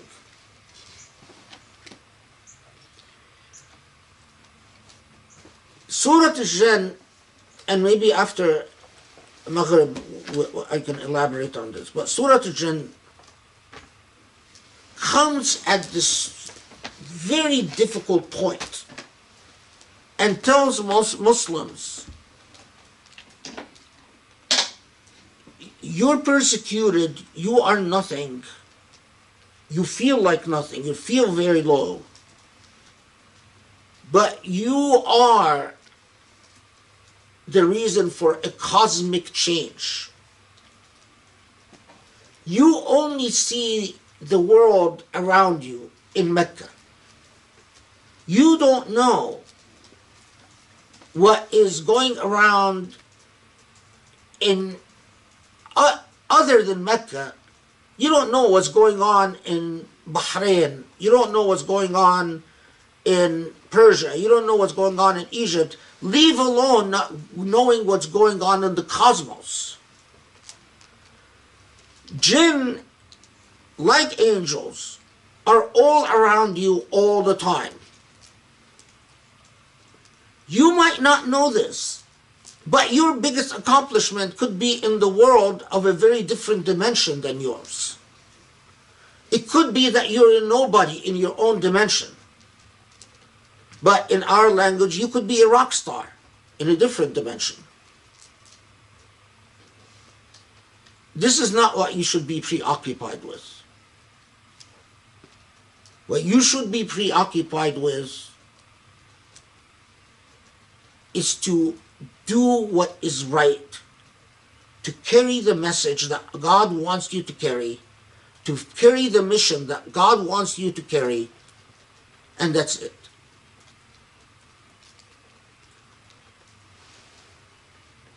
A mind-boggling surah that comes and does it, this is classic of the Quranic method of, and by the way, and we should learn this from our own life. You want a lift up, you want a cheer, feel good message, yes, but it has to be meaningful. It can't be feel good in, the style of self-help books and our modern day self-help methods. Oh, you're wonderful, you're great, no rationality, no reason, no ethics, no morality, you're just wonderful. Why are you wonderful? Just because you are who you are. The Quranic style of lifting you up is not to pump air up, you know what. It's to remind you of the truth.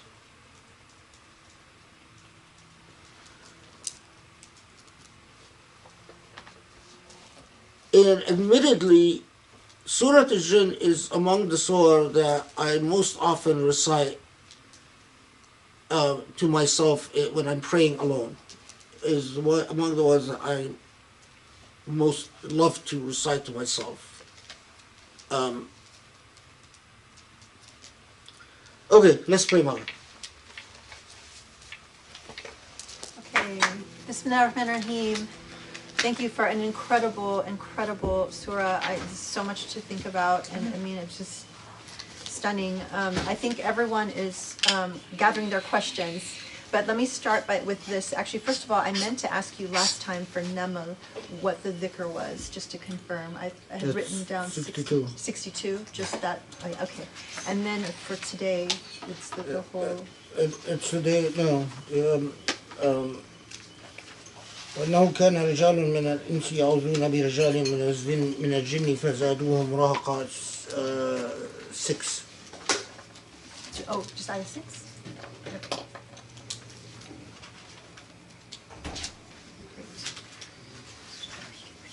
Okay, well, this is so exciting because now. Oh, go ahead.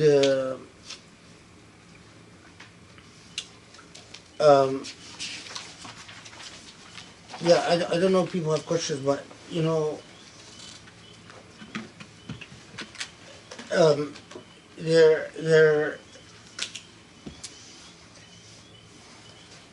there's a really I think I'm sure Ronnie will check after me, but I think this is Ismail Haqqi's tafsir, where he says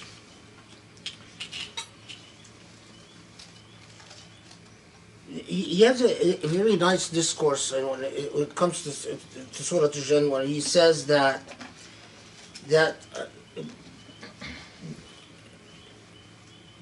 our relationship to the unseen world, to the world of ghaib, is often like the relationship of a blind man that has to rely on very indirect senses like hearing or smell to reality. But the part that I've always really liked, where he talks about one's relationship with Allah. So he says, ما خلق where is it? No. الخلق مع الله لأنه تعالى يعلمهم وهم لا يعلمونه، فهو تعالى معهم أينما كانوا في طرفي أمكنتهم وأزمانهم وأحوالهم. ما الخلق معه تعالى فإنهم لا يعرفونه حتى يكونوا معه، ولو عرفوه من طريق الإيمان لكانوا كالأعمى يعلم أنه جليس زيد ولكن لا يراه. بخلاف أهل المشاهدة فإنه ذو بصر إلهي، فمن دعا الله and then he goes on to something else. فمن دعا الله مع الله ما هو كمن دعاء الخلق مع الله، هذا معنى فلا تدعوا مع الله أحدا، ثم السجود وإن كان لله لا يقع في الحس أبدا, so on so forth. So it's saying that, you know, if with Allah is ever present. The issue is that your relationship with God is like the relationship of a blind man to a hypothetical Zayd.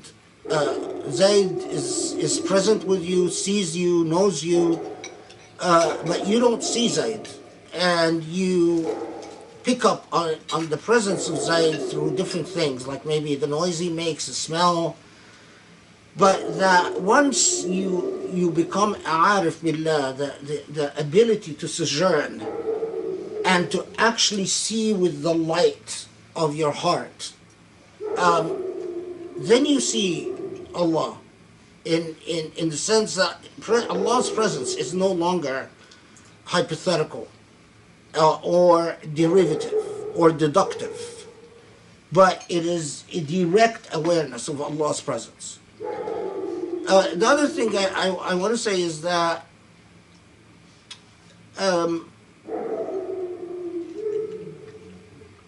you know, human beings don't realize that there is rarely space in which you exist alone.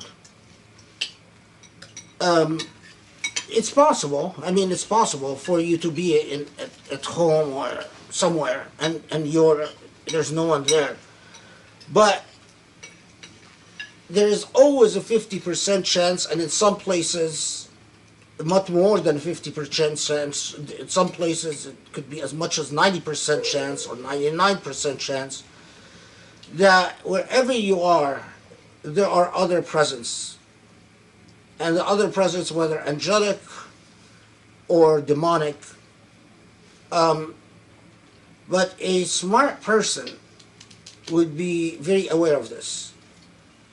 That is why I take to heart, for instance, a lot of the Islamic tradition about being modest and bashful. Like, you know, not trouncing around your empty apartment butt naked. It's possible that no one other than Allah sees you, but it's also possible that all types of things see you. And you develop a different type of consciousness if you internalize this view, and you understand that, and you understand that you need Allah's protection. I don't put much weight on the stuff that's popularized these days, that, you know, the jinn inhabits your bathroom and your toilet. That stuff, I mean, to be quite honest with you, is nonsense. I wish it was that easy. The jinn inhabit everywhere. Bathroom and no bathroom. They're more likely to exist in your bedroom than in your bathroom. I don't think they like bathrooms very much. Okay. Now I'll let you ask questions. I just want to see the quote just for purposes of the transcript. For purposes of the transcript, Rami wants to look at the Just where iPad. the source is from. Where the source is from. So I want to start by asking, so when you know that there are other presences with you, to me the next question would be, how do you become more of a magnet for the angelic and the good and protect yourself from the not good? Like, I mean, we've talked about turning on the Quran and all that other stuff, but, you know, how do you fortify your... Dhikrullah is foolproof protection. I mean, it's some people will you know, do dhikr, but their heart is but okay, if the only time dhikr is not effective is when you are committing sin that block the cleansing power of your dhikr. You know, if your life is full of sin, I'm sorry, but your sins act like blocks. They really do block. That's the bad news. A lot of people don't want to believe that that sin has an effect on their temporal life. But they do. And I don't mean, you know, sin like, you know, but, you know, sin that anger God, you know. I mean, big versus small sins. Like, sins could be, okay, you're impatient, you get angry, you backbite people, you gossip, you think bad thoughts. These are not the things that will block dhikr. Things that block dhikr is bigger sins, but including missing prayers. These are bigger sins. Missing prayers, or not paying zakah, or not giving sadaqah. or lying. Lying is a big sin. You shouldn't lie. Um, yeah, So these things block dhikr. Let's say you don't do so much dhikr, and you like do well, some of like. then you're vulnerable. Then you're open. No, not dhikr. I don't mean dhikr by meaning sitting. Dhikrullah, prayer is dhikrullah. Saying Bismillah ar-Rahman ar-Rahim is dhikrullah. Saying A'udhu Billahi Minash Shaitanir Rajeem is dhikrullah. Anytime you mention God, and if you say A'udhu Billahi Minash Shaitanir Rajeem, it is the most powerful, potent weapon. As long as you don't have sins blocking it. And it is not. Inna kayd ash-shaytan la da'if. The cunnings of shaitan are weak. So, when people come and say, oh, I read Quran, I do prayer, but I still, it's very unlikely that that's true. So like if you read Quran but you're really not thinking about it, or Then you're turning on Quran and you're thinking about it, like it's it's like even worse. spraying aerosol. Yeah, I've known people that will turn on Quran and then do something haram while the Quran is playing. No, it's better not to turn on the Quran because it's a much bigger sin to have the Quran on and do something haram. So if you're going to do haram, make sure that you don't have the Quran on. But yeah, I mean that actually is a good analogy. Like if you can't treat the Quran like as if you're just spraying aerosol or but it is always remember that the only jinn that will interact with human being, at least in my school of thought, are jinn that are violating God's commands. They're not good jinn. And even if they come to you in the form of, loved, the jinn have the ability to imitate voices, to imitate look, they know things about you or about your family. I can't tell you like how many people I've encountered in life who have gone down what they started out as a joke, like seances or reading grinds and coffee grinds or whatever, just for being playful, or Ouija boards or whatever, and then it turned really, really dark. And of course, after it gets to the point of real desperation, that's usually when they come to talk to someone like me, but you just feel really bad for people because they,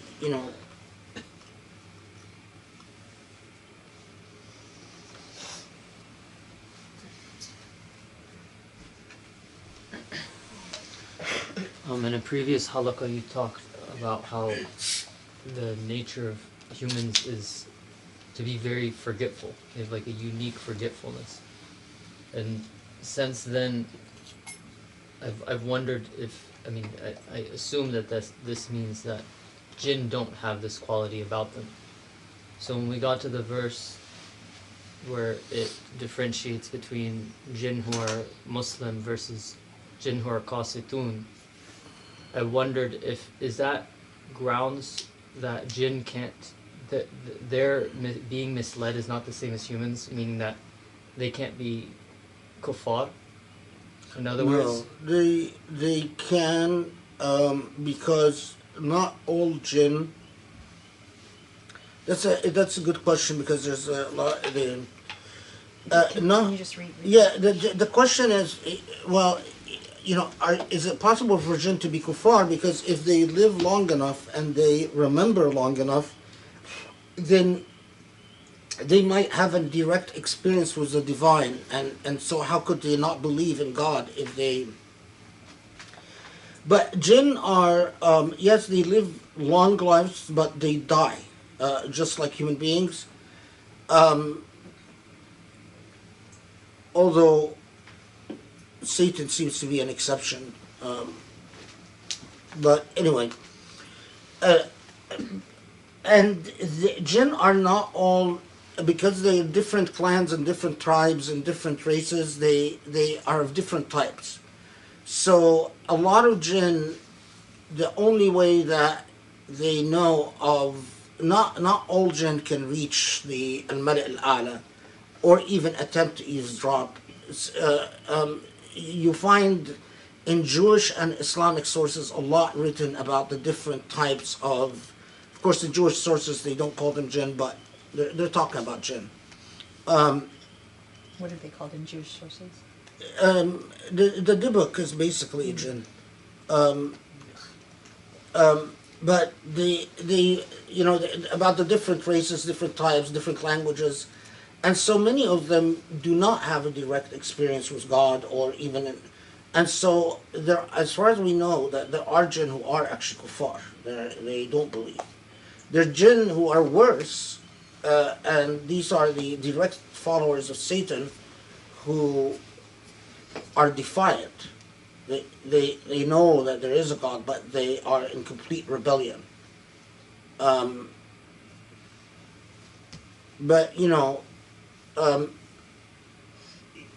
there, sometimes people ask me, is it useful to know about the types of jinn and so on? And my answer is, unless you are training to fight occult practices, it's better not to know. There's no need to. Just know that God is the ultimate protector and a complete protector and a foolproof protector, as long as your heart is with God. If you are, if you're someone who's training to fight occult practices, then yeah, you need to be an expert, and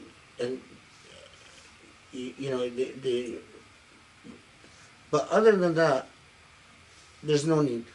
So I don't actually recommend that people read about jinn or anything like that. Anything? Okay. I'm going to go to the interactive questions. Okay, I would like to move to a different home, and the worry I have is the energy of that new home. If that space is haunted, is there anything I can do upon moving in to cleanse it?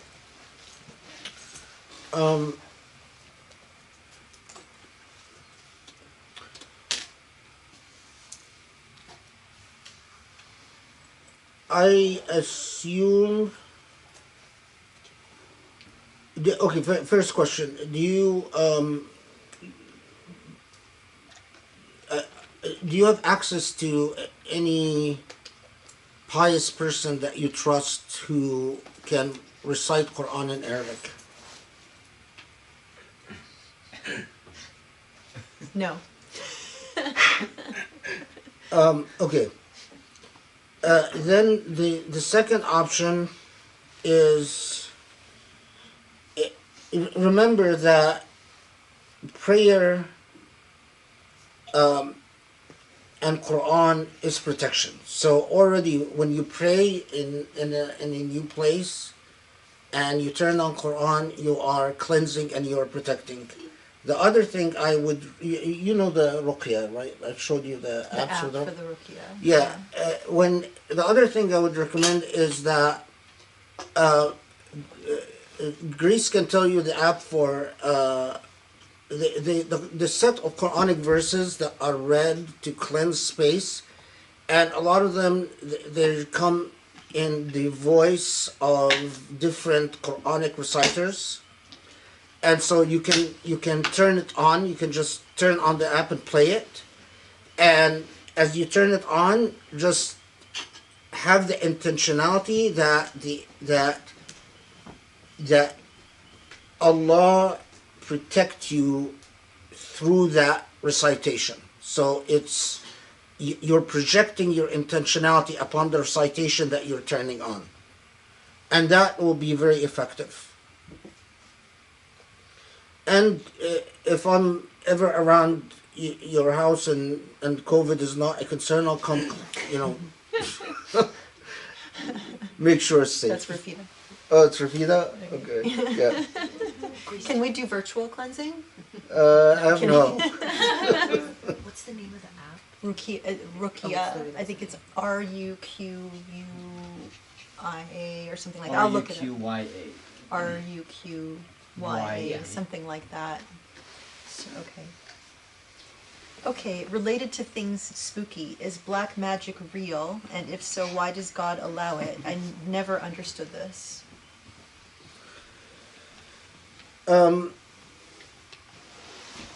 Yeah, black magic is real, but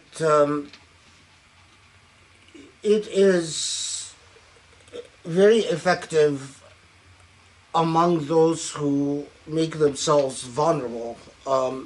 In other words, it is not true that black magic can victimize those who are in God's protection. So, you know, it is, and I mean, telling you from personal experience, in my previous life, I've defied black magicians to go ahead and put all the spells they want on me.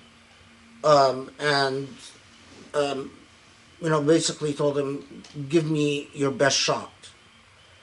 And that's not unusual. I mean, the people that Sheikh Amr, who I knew in Egypt, who's actually an exorcist, same thing. I mean, black magic on people who are whose belief in God and is firm and who protect themselves with prayer and dhikr, and it is weak. It just does nothing.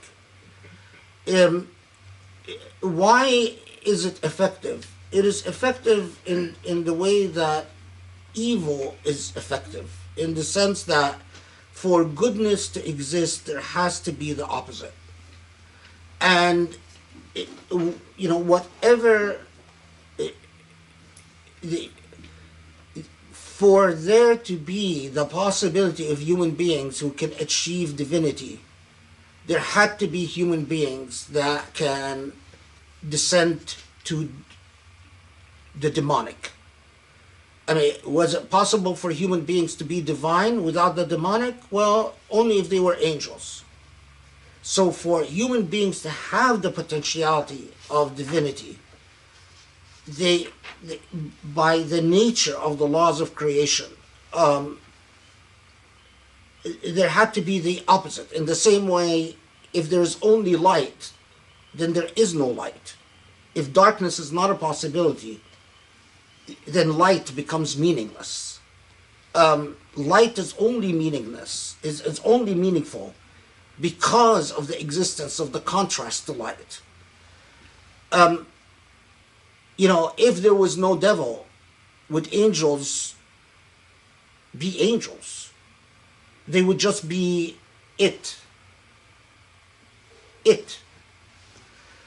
So, but everything that is involved in black magic, all it is that the demonic uses the fact that human beings have strayed away from the light to darkness to manipulate the laws of darkness to capitalize on their own power vis-a-vis that darkness. But they are completely powerless before the light. And that is critical. So, you know, when these people that go and they spend a lot of money trying to, you know, someone has put a spell on me, and they go pay people to try to get, that's all, that is nonsense. That's just, you don't need to spend money to get, it is faith and iman, and it is the power of your iman that will protect you. Okay. Salam. As someone who is super logical and an engineer, I have trouble believing that jinn exist. I know it does, but for some reason I can't wrap my head around the concept, if that makes sense. Do you have any thoughts on how to rationalize the idea so that I may be able to digest it? Well, I mean, there are things, but I don't want to send you there.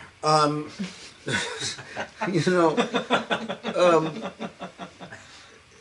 there are, in this day and age, ironically, because we've got, there are things that just, the so-called, it's like you have to be a dogmatic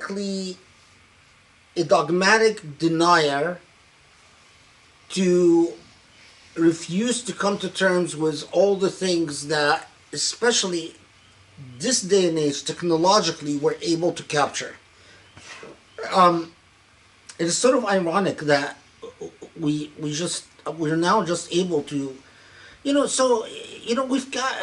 capture UFOs, which is now even official. I mean, governmentally official. There is a if you think only like losers and alcoholics and drug addicts are the ones that see UFOs, there's a documentary called Unacknowledged that you should watch. Where these top-notch scientists, high senators and top-notch they talk about their UFO experiences and the UFO evidence, and UFOs are jinn. I mean, it just, that's not the way. Of course, non-Muslims want to see it, but they are jinn. And then there are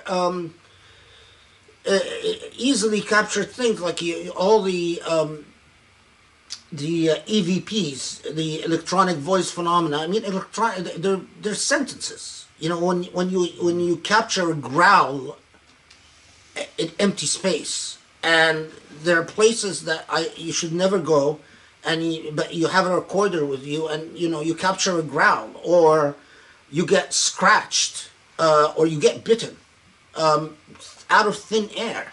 These are things that are real. They're not. I've experienced them.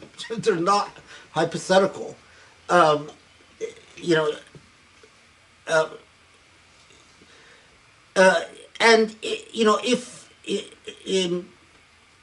and now there most of the stuff on television. I mean, there's a lot of nonsense, but more reliable ones. There's a show called Ghost Adventures. They don't fabricate evidence. I mean, but they capture a lot of stuff that is just not explainable, including images on cameras, and there's a show called Paranormal Caught on Camera. Try to see if you can explain what's captured. Now, but my advice to you: don't invest time in all of that. Why? Inshallah, Allah will never put you in an experience where you meet or hear jinn. That's my prayer personally. Just pray, just accept that jinn exists because the Quran says it exists. But as far as conducting your affairs in life, they don't exist. Why? Don't watch any. Why open that door? You don't need to. Just say, I believe in the Quran and I believe in God's word, and God said they exist, so they exist. But I don't want to experience them. I don't want to have any contact with them. I don't want to have anything to do with them. I just want to be a good Muslim. And khalas, alhamdulillah. And may you never, ever have an experience. Because that is the, I don't want you to believe. I don't want you to have an experience where you believe. Because when people do have experiences, especially people who've lived as rationalists all their life, someone like me can have an experience and it bothers them for, an hour, but they get over it and they go on to nothing, as if nothing happened. People who've lived like rationalists, computer scientists, engineers, there's on experiences traumatize them. They need counseling, that level of trauma. So why? Okay. Do the shaitan ilk procreate? Do they go through the cycle of life, for example, death? Also, does Satan have a chance to repent? Well, that issue of Satan's chance to repent, Satan had a chance from the very beginning, and whether the chance continues or God has withdrawn the chance is an intensely theologically debated issue, not just in Islam, but in Christianity as well. It's a very interesting theological question. It's very interesting because there were people that God condemned in the Quran, like Abu Lahab and Abu Jahl, and all they needed to do to destroy the Islamic message forever was to convert to Islam. Because if they would have, then the Quran would have lied, and then this message is nonsense. But subhanAllah, they never did. And some theologians say the same thing about Satan. Wouldn't it be a massive coup if Satan decides to submit to God and no longer whisper evil to anyone? Satan did procreate. We are the descendants of Adam. Some, whether some jinn are the descendants of Satan or all jinn are descendants of Satan is another issue that is theologically debated. But it's more likely that some jinn are the descendants of Satan. They do have life cycles, but some, like Satan, seem to have extremely long life cycles, and some types seem to have far shorter life cycles, but not as short as human beings. If dogs live around 15 years if they have a long life. Human beings, anything around 70, 80 is considered a good long line of life. But jinn have a different line of life. They go on for centuries. So yes, but they do die, and they do have life cycles, and they do procreate. But this issue of repentance is theologically and philosophically fascinating.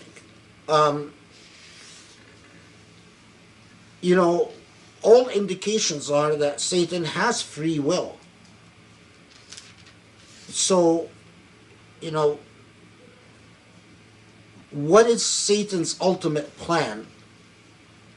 Some theologians actually believe that Satan is so arrogant that Satan believes that eventually he will be able to overthrow God or somehow thwart God's plan, so that hell will never be a reality. Most theologians, and especially the theologians you would have heard about in modern Islam, say no, Satan knows that it's all, but Satan just too defiant, too arrogant. I'm not sure what the answer is. I'm not sure whether it is, that's it. Satan was doomed with no chance for, or is it that just God knows that Satan will never repent, and so we are. Some like Ibn Sina, these types of questions led him to say that jinn are a metaphor, but of course Ibn Sina is a very small minority in the Islamic tradition. Jinn are a metaphor and Satan is a metaphor. So Ibn Sina actually doesn't believe that there is an actual being called Satan. But he's been criticized even by people like Ibn Rushd, and so. But I mean, these are seriously debated things. It's just that modern Muslims don't know that these were things that were very intelligently. If you guys who can access Arabic, if you want just the taste of how intelligent these discussions are, I could give any of you an assignment. Take on the challenge and report back to me. Read Al-Razi's commentary on Surah Al-Jinn, and I will give you a book as a reward if you can accurately and correctly translate what Al-Razi says about Surah Al-Jinn. Because the vast majority of Muslims cannot accurately understand what Al-Razi says about Surah Al-Jinn. Any book? Any book, Rami? No, I choose the book. You don't choose the book. Okay. You want for like my most important, most I know. rare book. No, you gotta be careful what you say around Rami. I know. Okay, so I have a couple questions. One is small and one is larger. The small one is that I'm surprised that, when we live in like a country like the West, we talk about like how is it that Shaitan is winning, and Shaitan wins when when people actually believe there's no such thing as Shaitan or there's no such thing as darkness.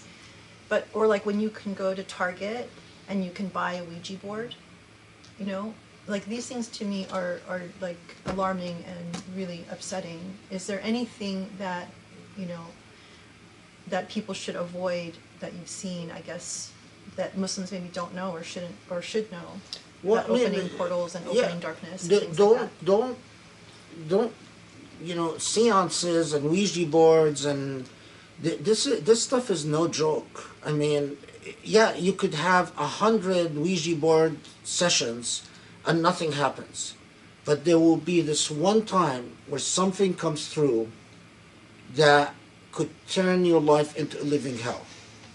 I mean, this is not, I've personally known people who, because of a Ouija board, the bruises would appear on their bodies, scratches, bites, their lives just turned into an absolute living hell.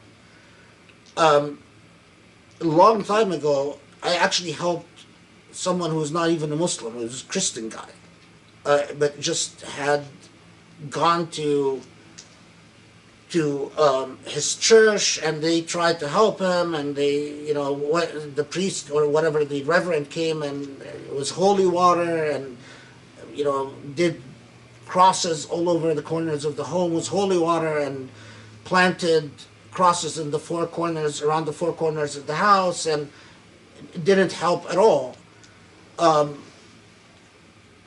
So I mean, and it all started from a Ouija board.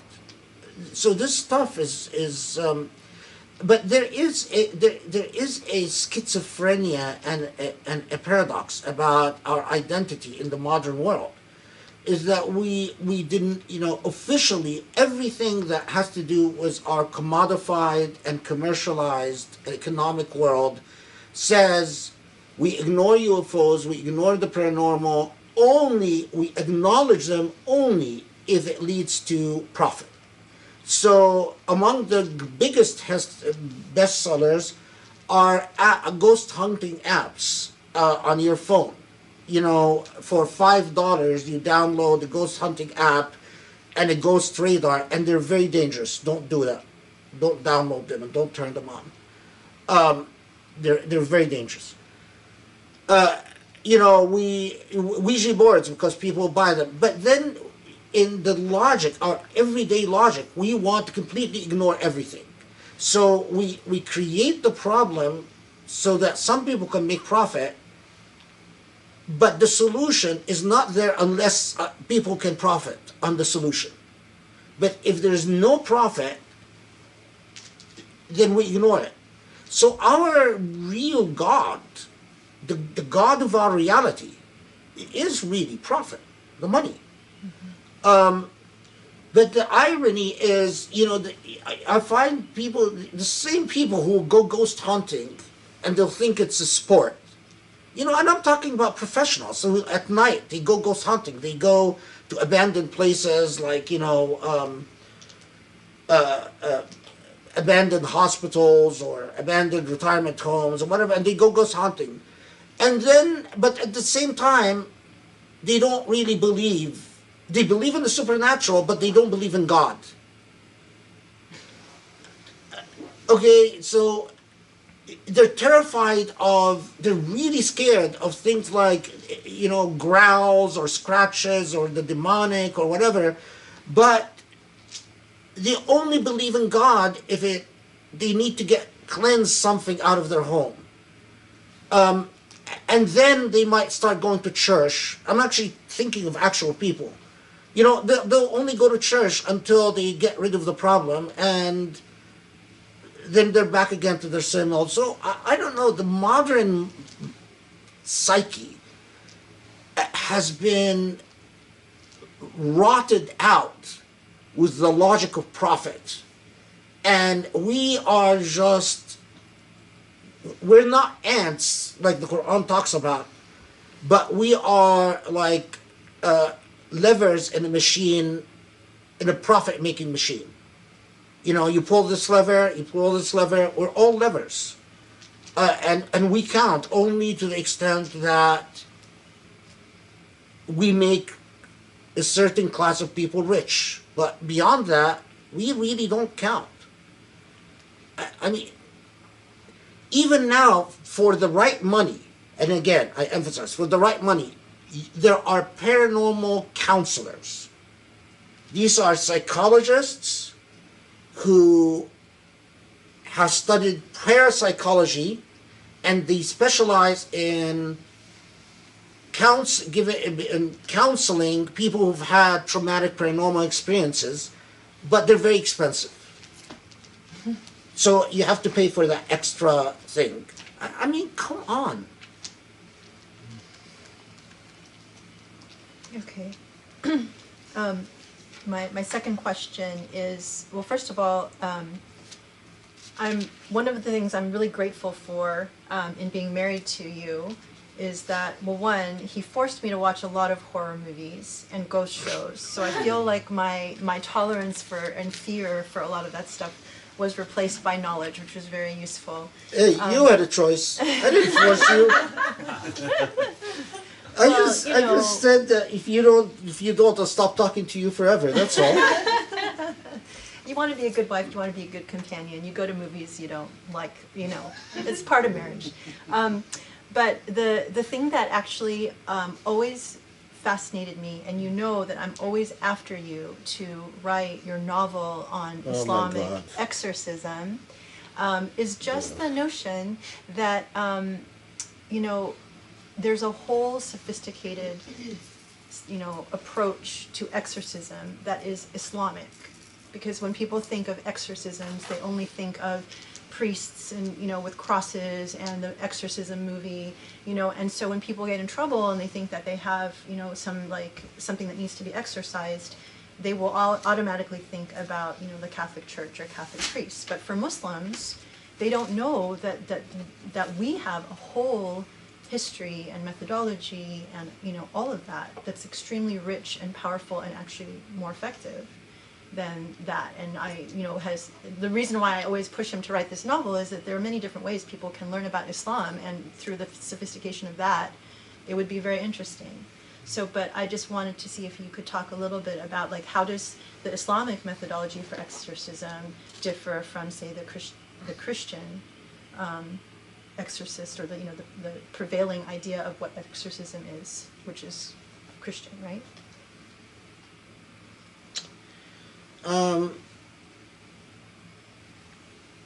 Okay, I'll change the question to what I can answer because there's stuff I don't want to say.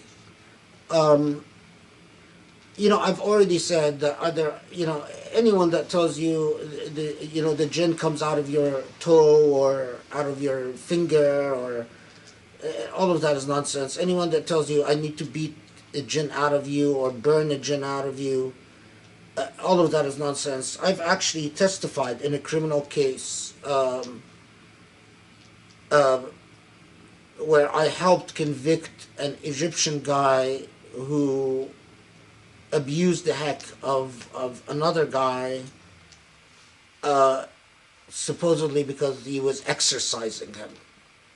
And I'm talking about here in the United States. And I have no moral qualms about sending someone like that to prison.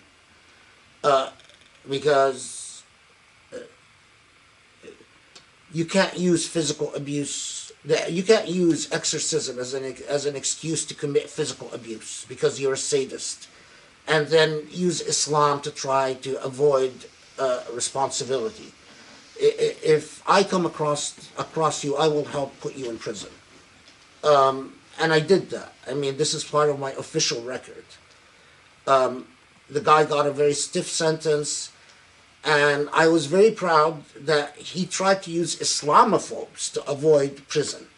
Because Islamophobes were going to testify, oh no, this is what Muslims do. And of course, my qualifications compared to these Islamophobes, I blew them out of the water. And I gave very rational testimony as to what happens so that part, just keep in mind. The other thing is, I will say something that is rather uncomfortable. The culture of the cross and the Trinity, people don't realize this, but it actually aggravates possessions, oppressions and possessions. So the reason, the number of possessions and how bad they get compared to the Muslim and Jewish world is far worse in the Christian world because of the Trinity and the cross. That's just a sad reality. So, real possessions in the Islamic world are very rare. And usually, if we intervene early enough, the Quran, you don't need sage and crystals or crosses and holy water. And the Quran, in 99.9% of situations, just, it's killed, you sniff it out. You snub it out. It goes. Situations where there are actual possessions, it's usually people who have done really horrible things. Like Satan worshipping, gone to black magicians and put omens on people, cast spells on people. I knew a guy in Egypt that used to steal the corpses of dead people from the grave sites and sell them to medical students. Eventually he got possessed. And usually they are, no one gets help for them till it's very, very late.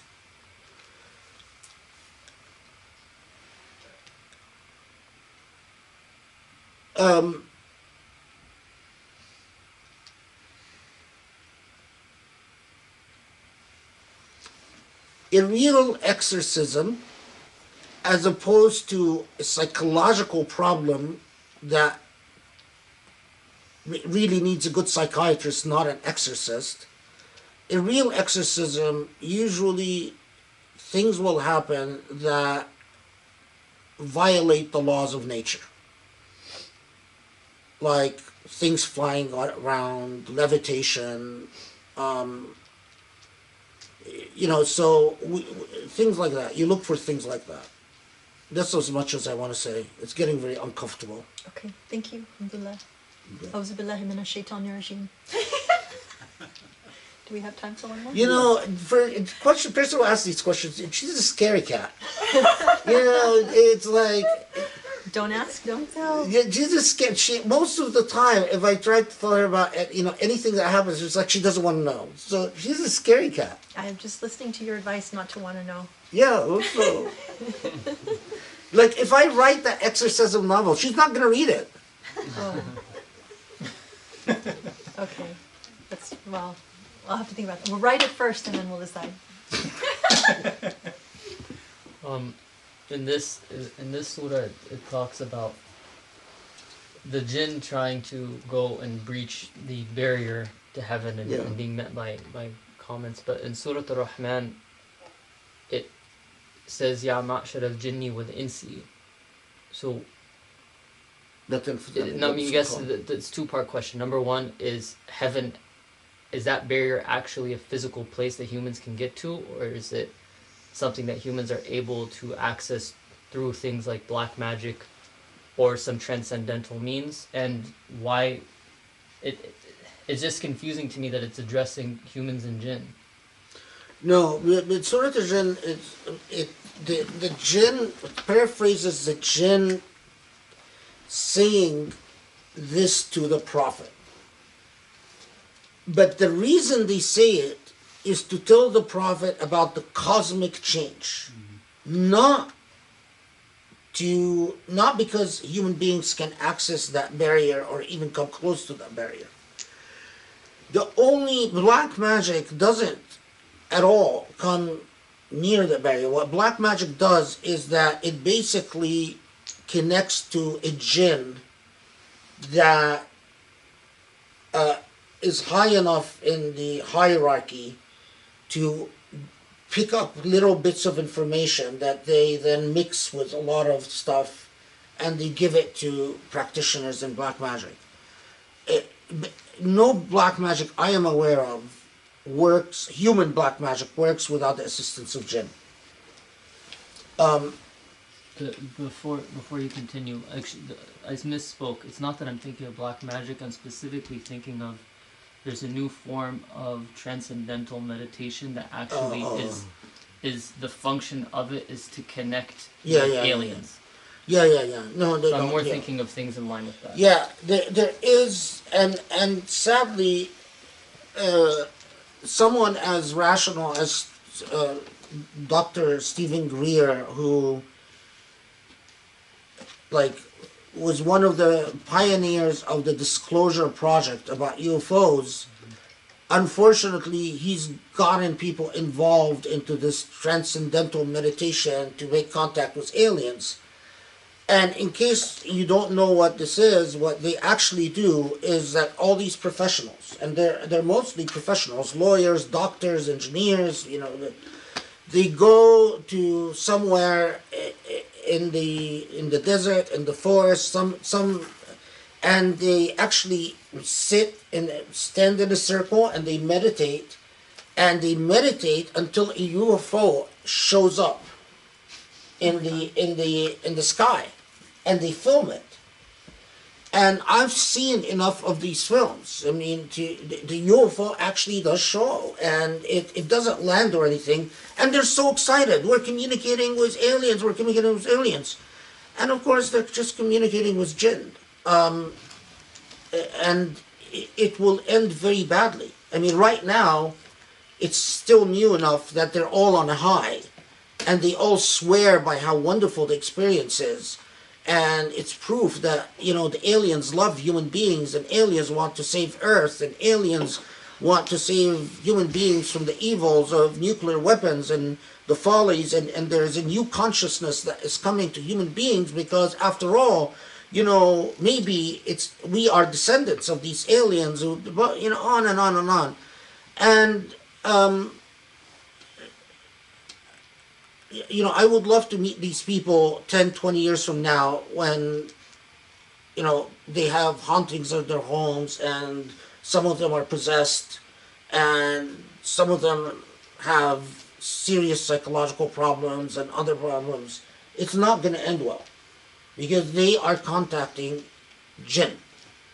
And the jinn that come through with that type of meditation are not the God-fearing jinn. They're not the good jinn. But they trick them. And even when I saw these videos, it's not that they say, "Oh, we get communications." Well, how do you get communications? Well, at the same time the UFO appeared, I got a remarkable sense of peace, or I got a message, "We want peace. We love you, human beings." It came through to me in my psyche. Oh my God. Come on. Yeah. Okay, well, there's one last good question, but if you don't want to finish it, because I know we're like at the edge of our time, but if you have time, could you please explain how Hesed and the evil eye work? Hesed is there are two main theories about Hesed. Human beings affect energy. Human beings have an effect of energy, and all of us have an energy field around us, and you have an impact on the energy around you. So one school of thought is that envy is basically the negative energy of a human being having a direct impact on the neutral or positive energy of another human being. And so it is literally like assaulting someone, but through non-physical ways. I used to ascribe to that. I used to believe in it in my anti-paranormal days, where I was a strict rationalist, so everything had to make mathematical sense, and if it didn't, I didn't believe in it. I eventually migrated to the second school of thought, that Hesed is a negative energy that attracts bad jinn that then target the object of your Hesed. And the reason I migrated to that school is because of my experiences. Hesed, you have to remember, Hesed is not an accident. It's not a hit and run, accident. It's not like, oh, I just look at you and it just happens that I hit you with my eye. No, Hesed is an inside that is unclean, and it covets. And one of the strongest human emotions is to covet. Whether you covet someone's husband, or you covet someone's wife, or you covet someone's car, or you covet someone's profession, but if that coveting becomes like, I want it, and why do they have it? Why do they have it? If negative, like crime, rape, murder, violence, losing your temper is like sending out beacons. It's acts like a beacon to dark energies, to jinn. And if your beacon goes off and there's a jinn around that wants to target you, and it's a very big, long topic, why would they want to target you? They come and they say, oh wow, there's an opportunity here. Someone is committing a crime. Someone is very angry. Someone is very envious. Boom. And if they come through and connect, they have a portal. They have an entry. And then through that portal, they'll target. It's like they have the opportunity now to do what they consider to be fun and fulfilling.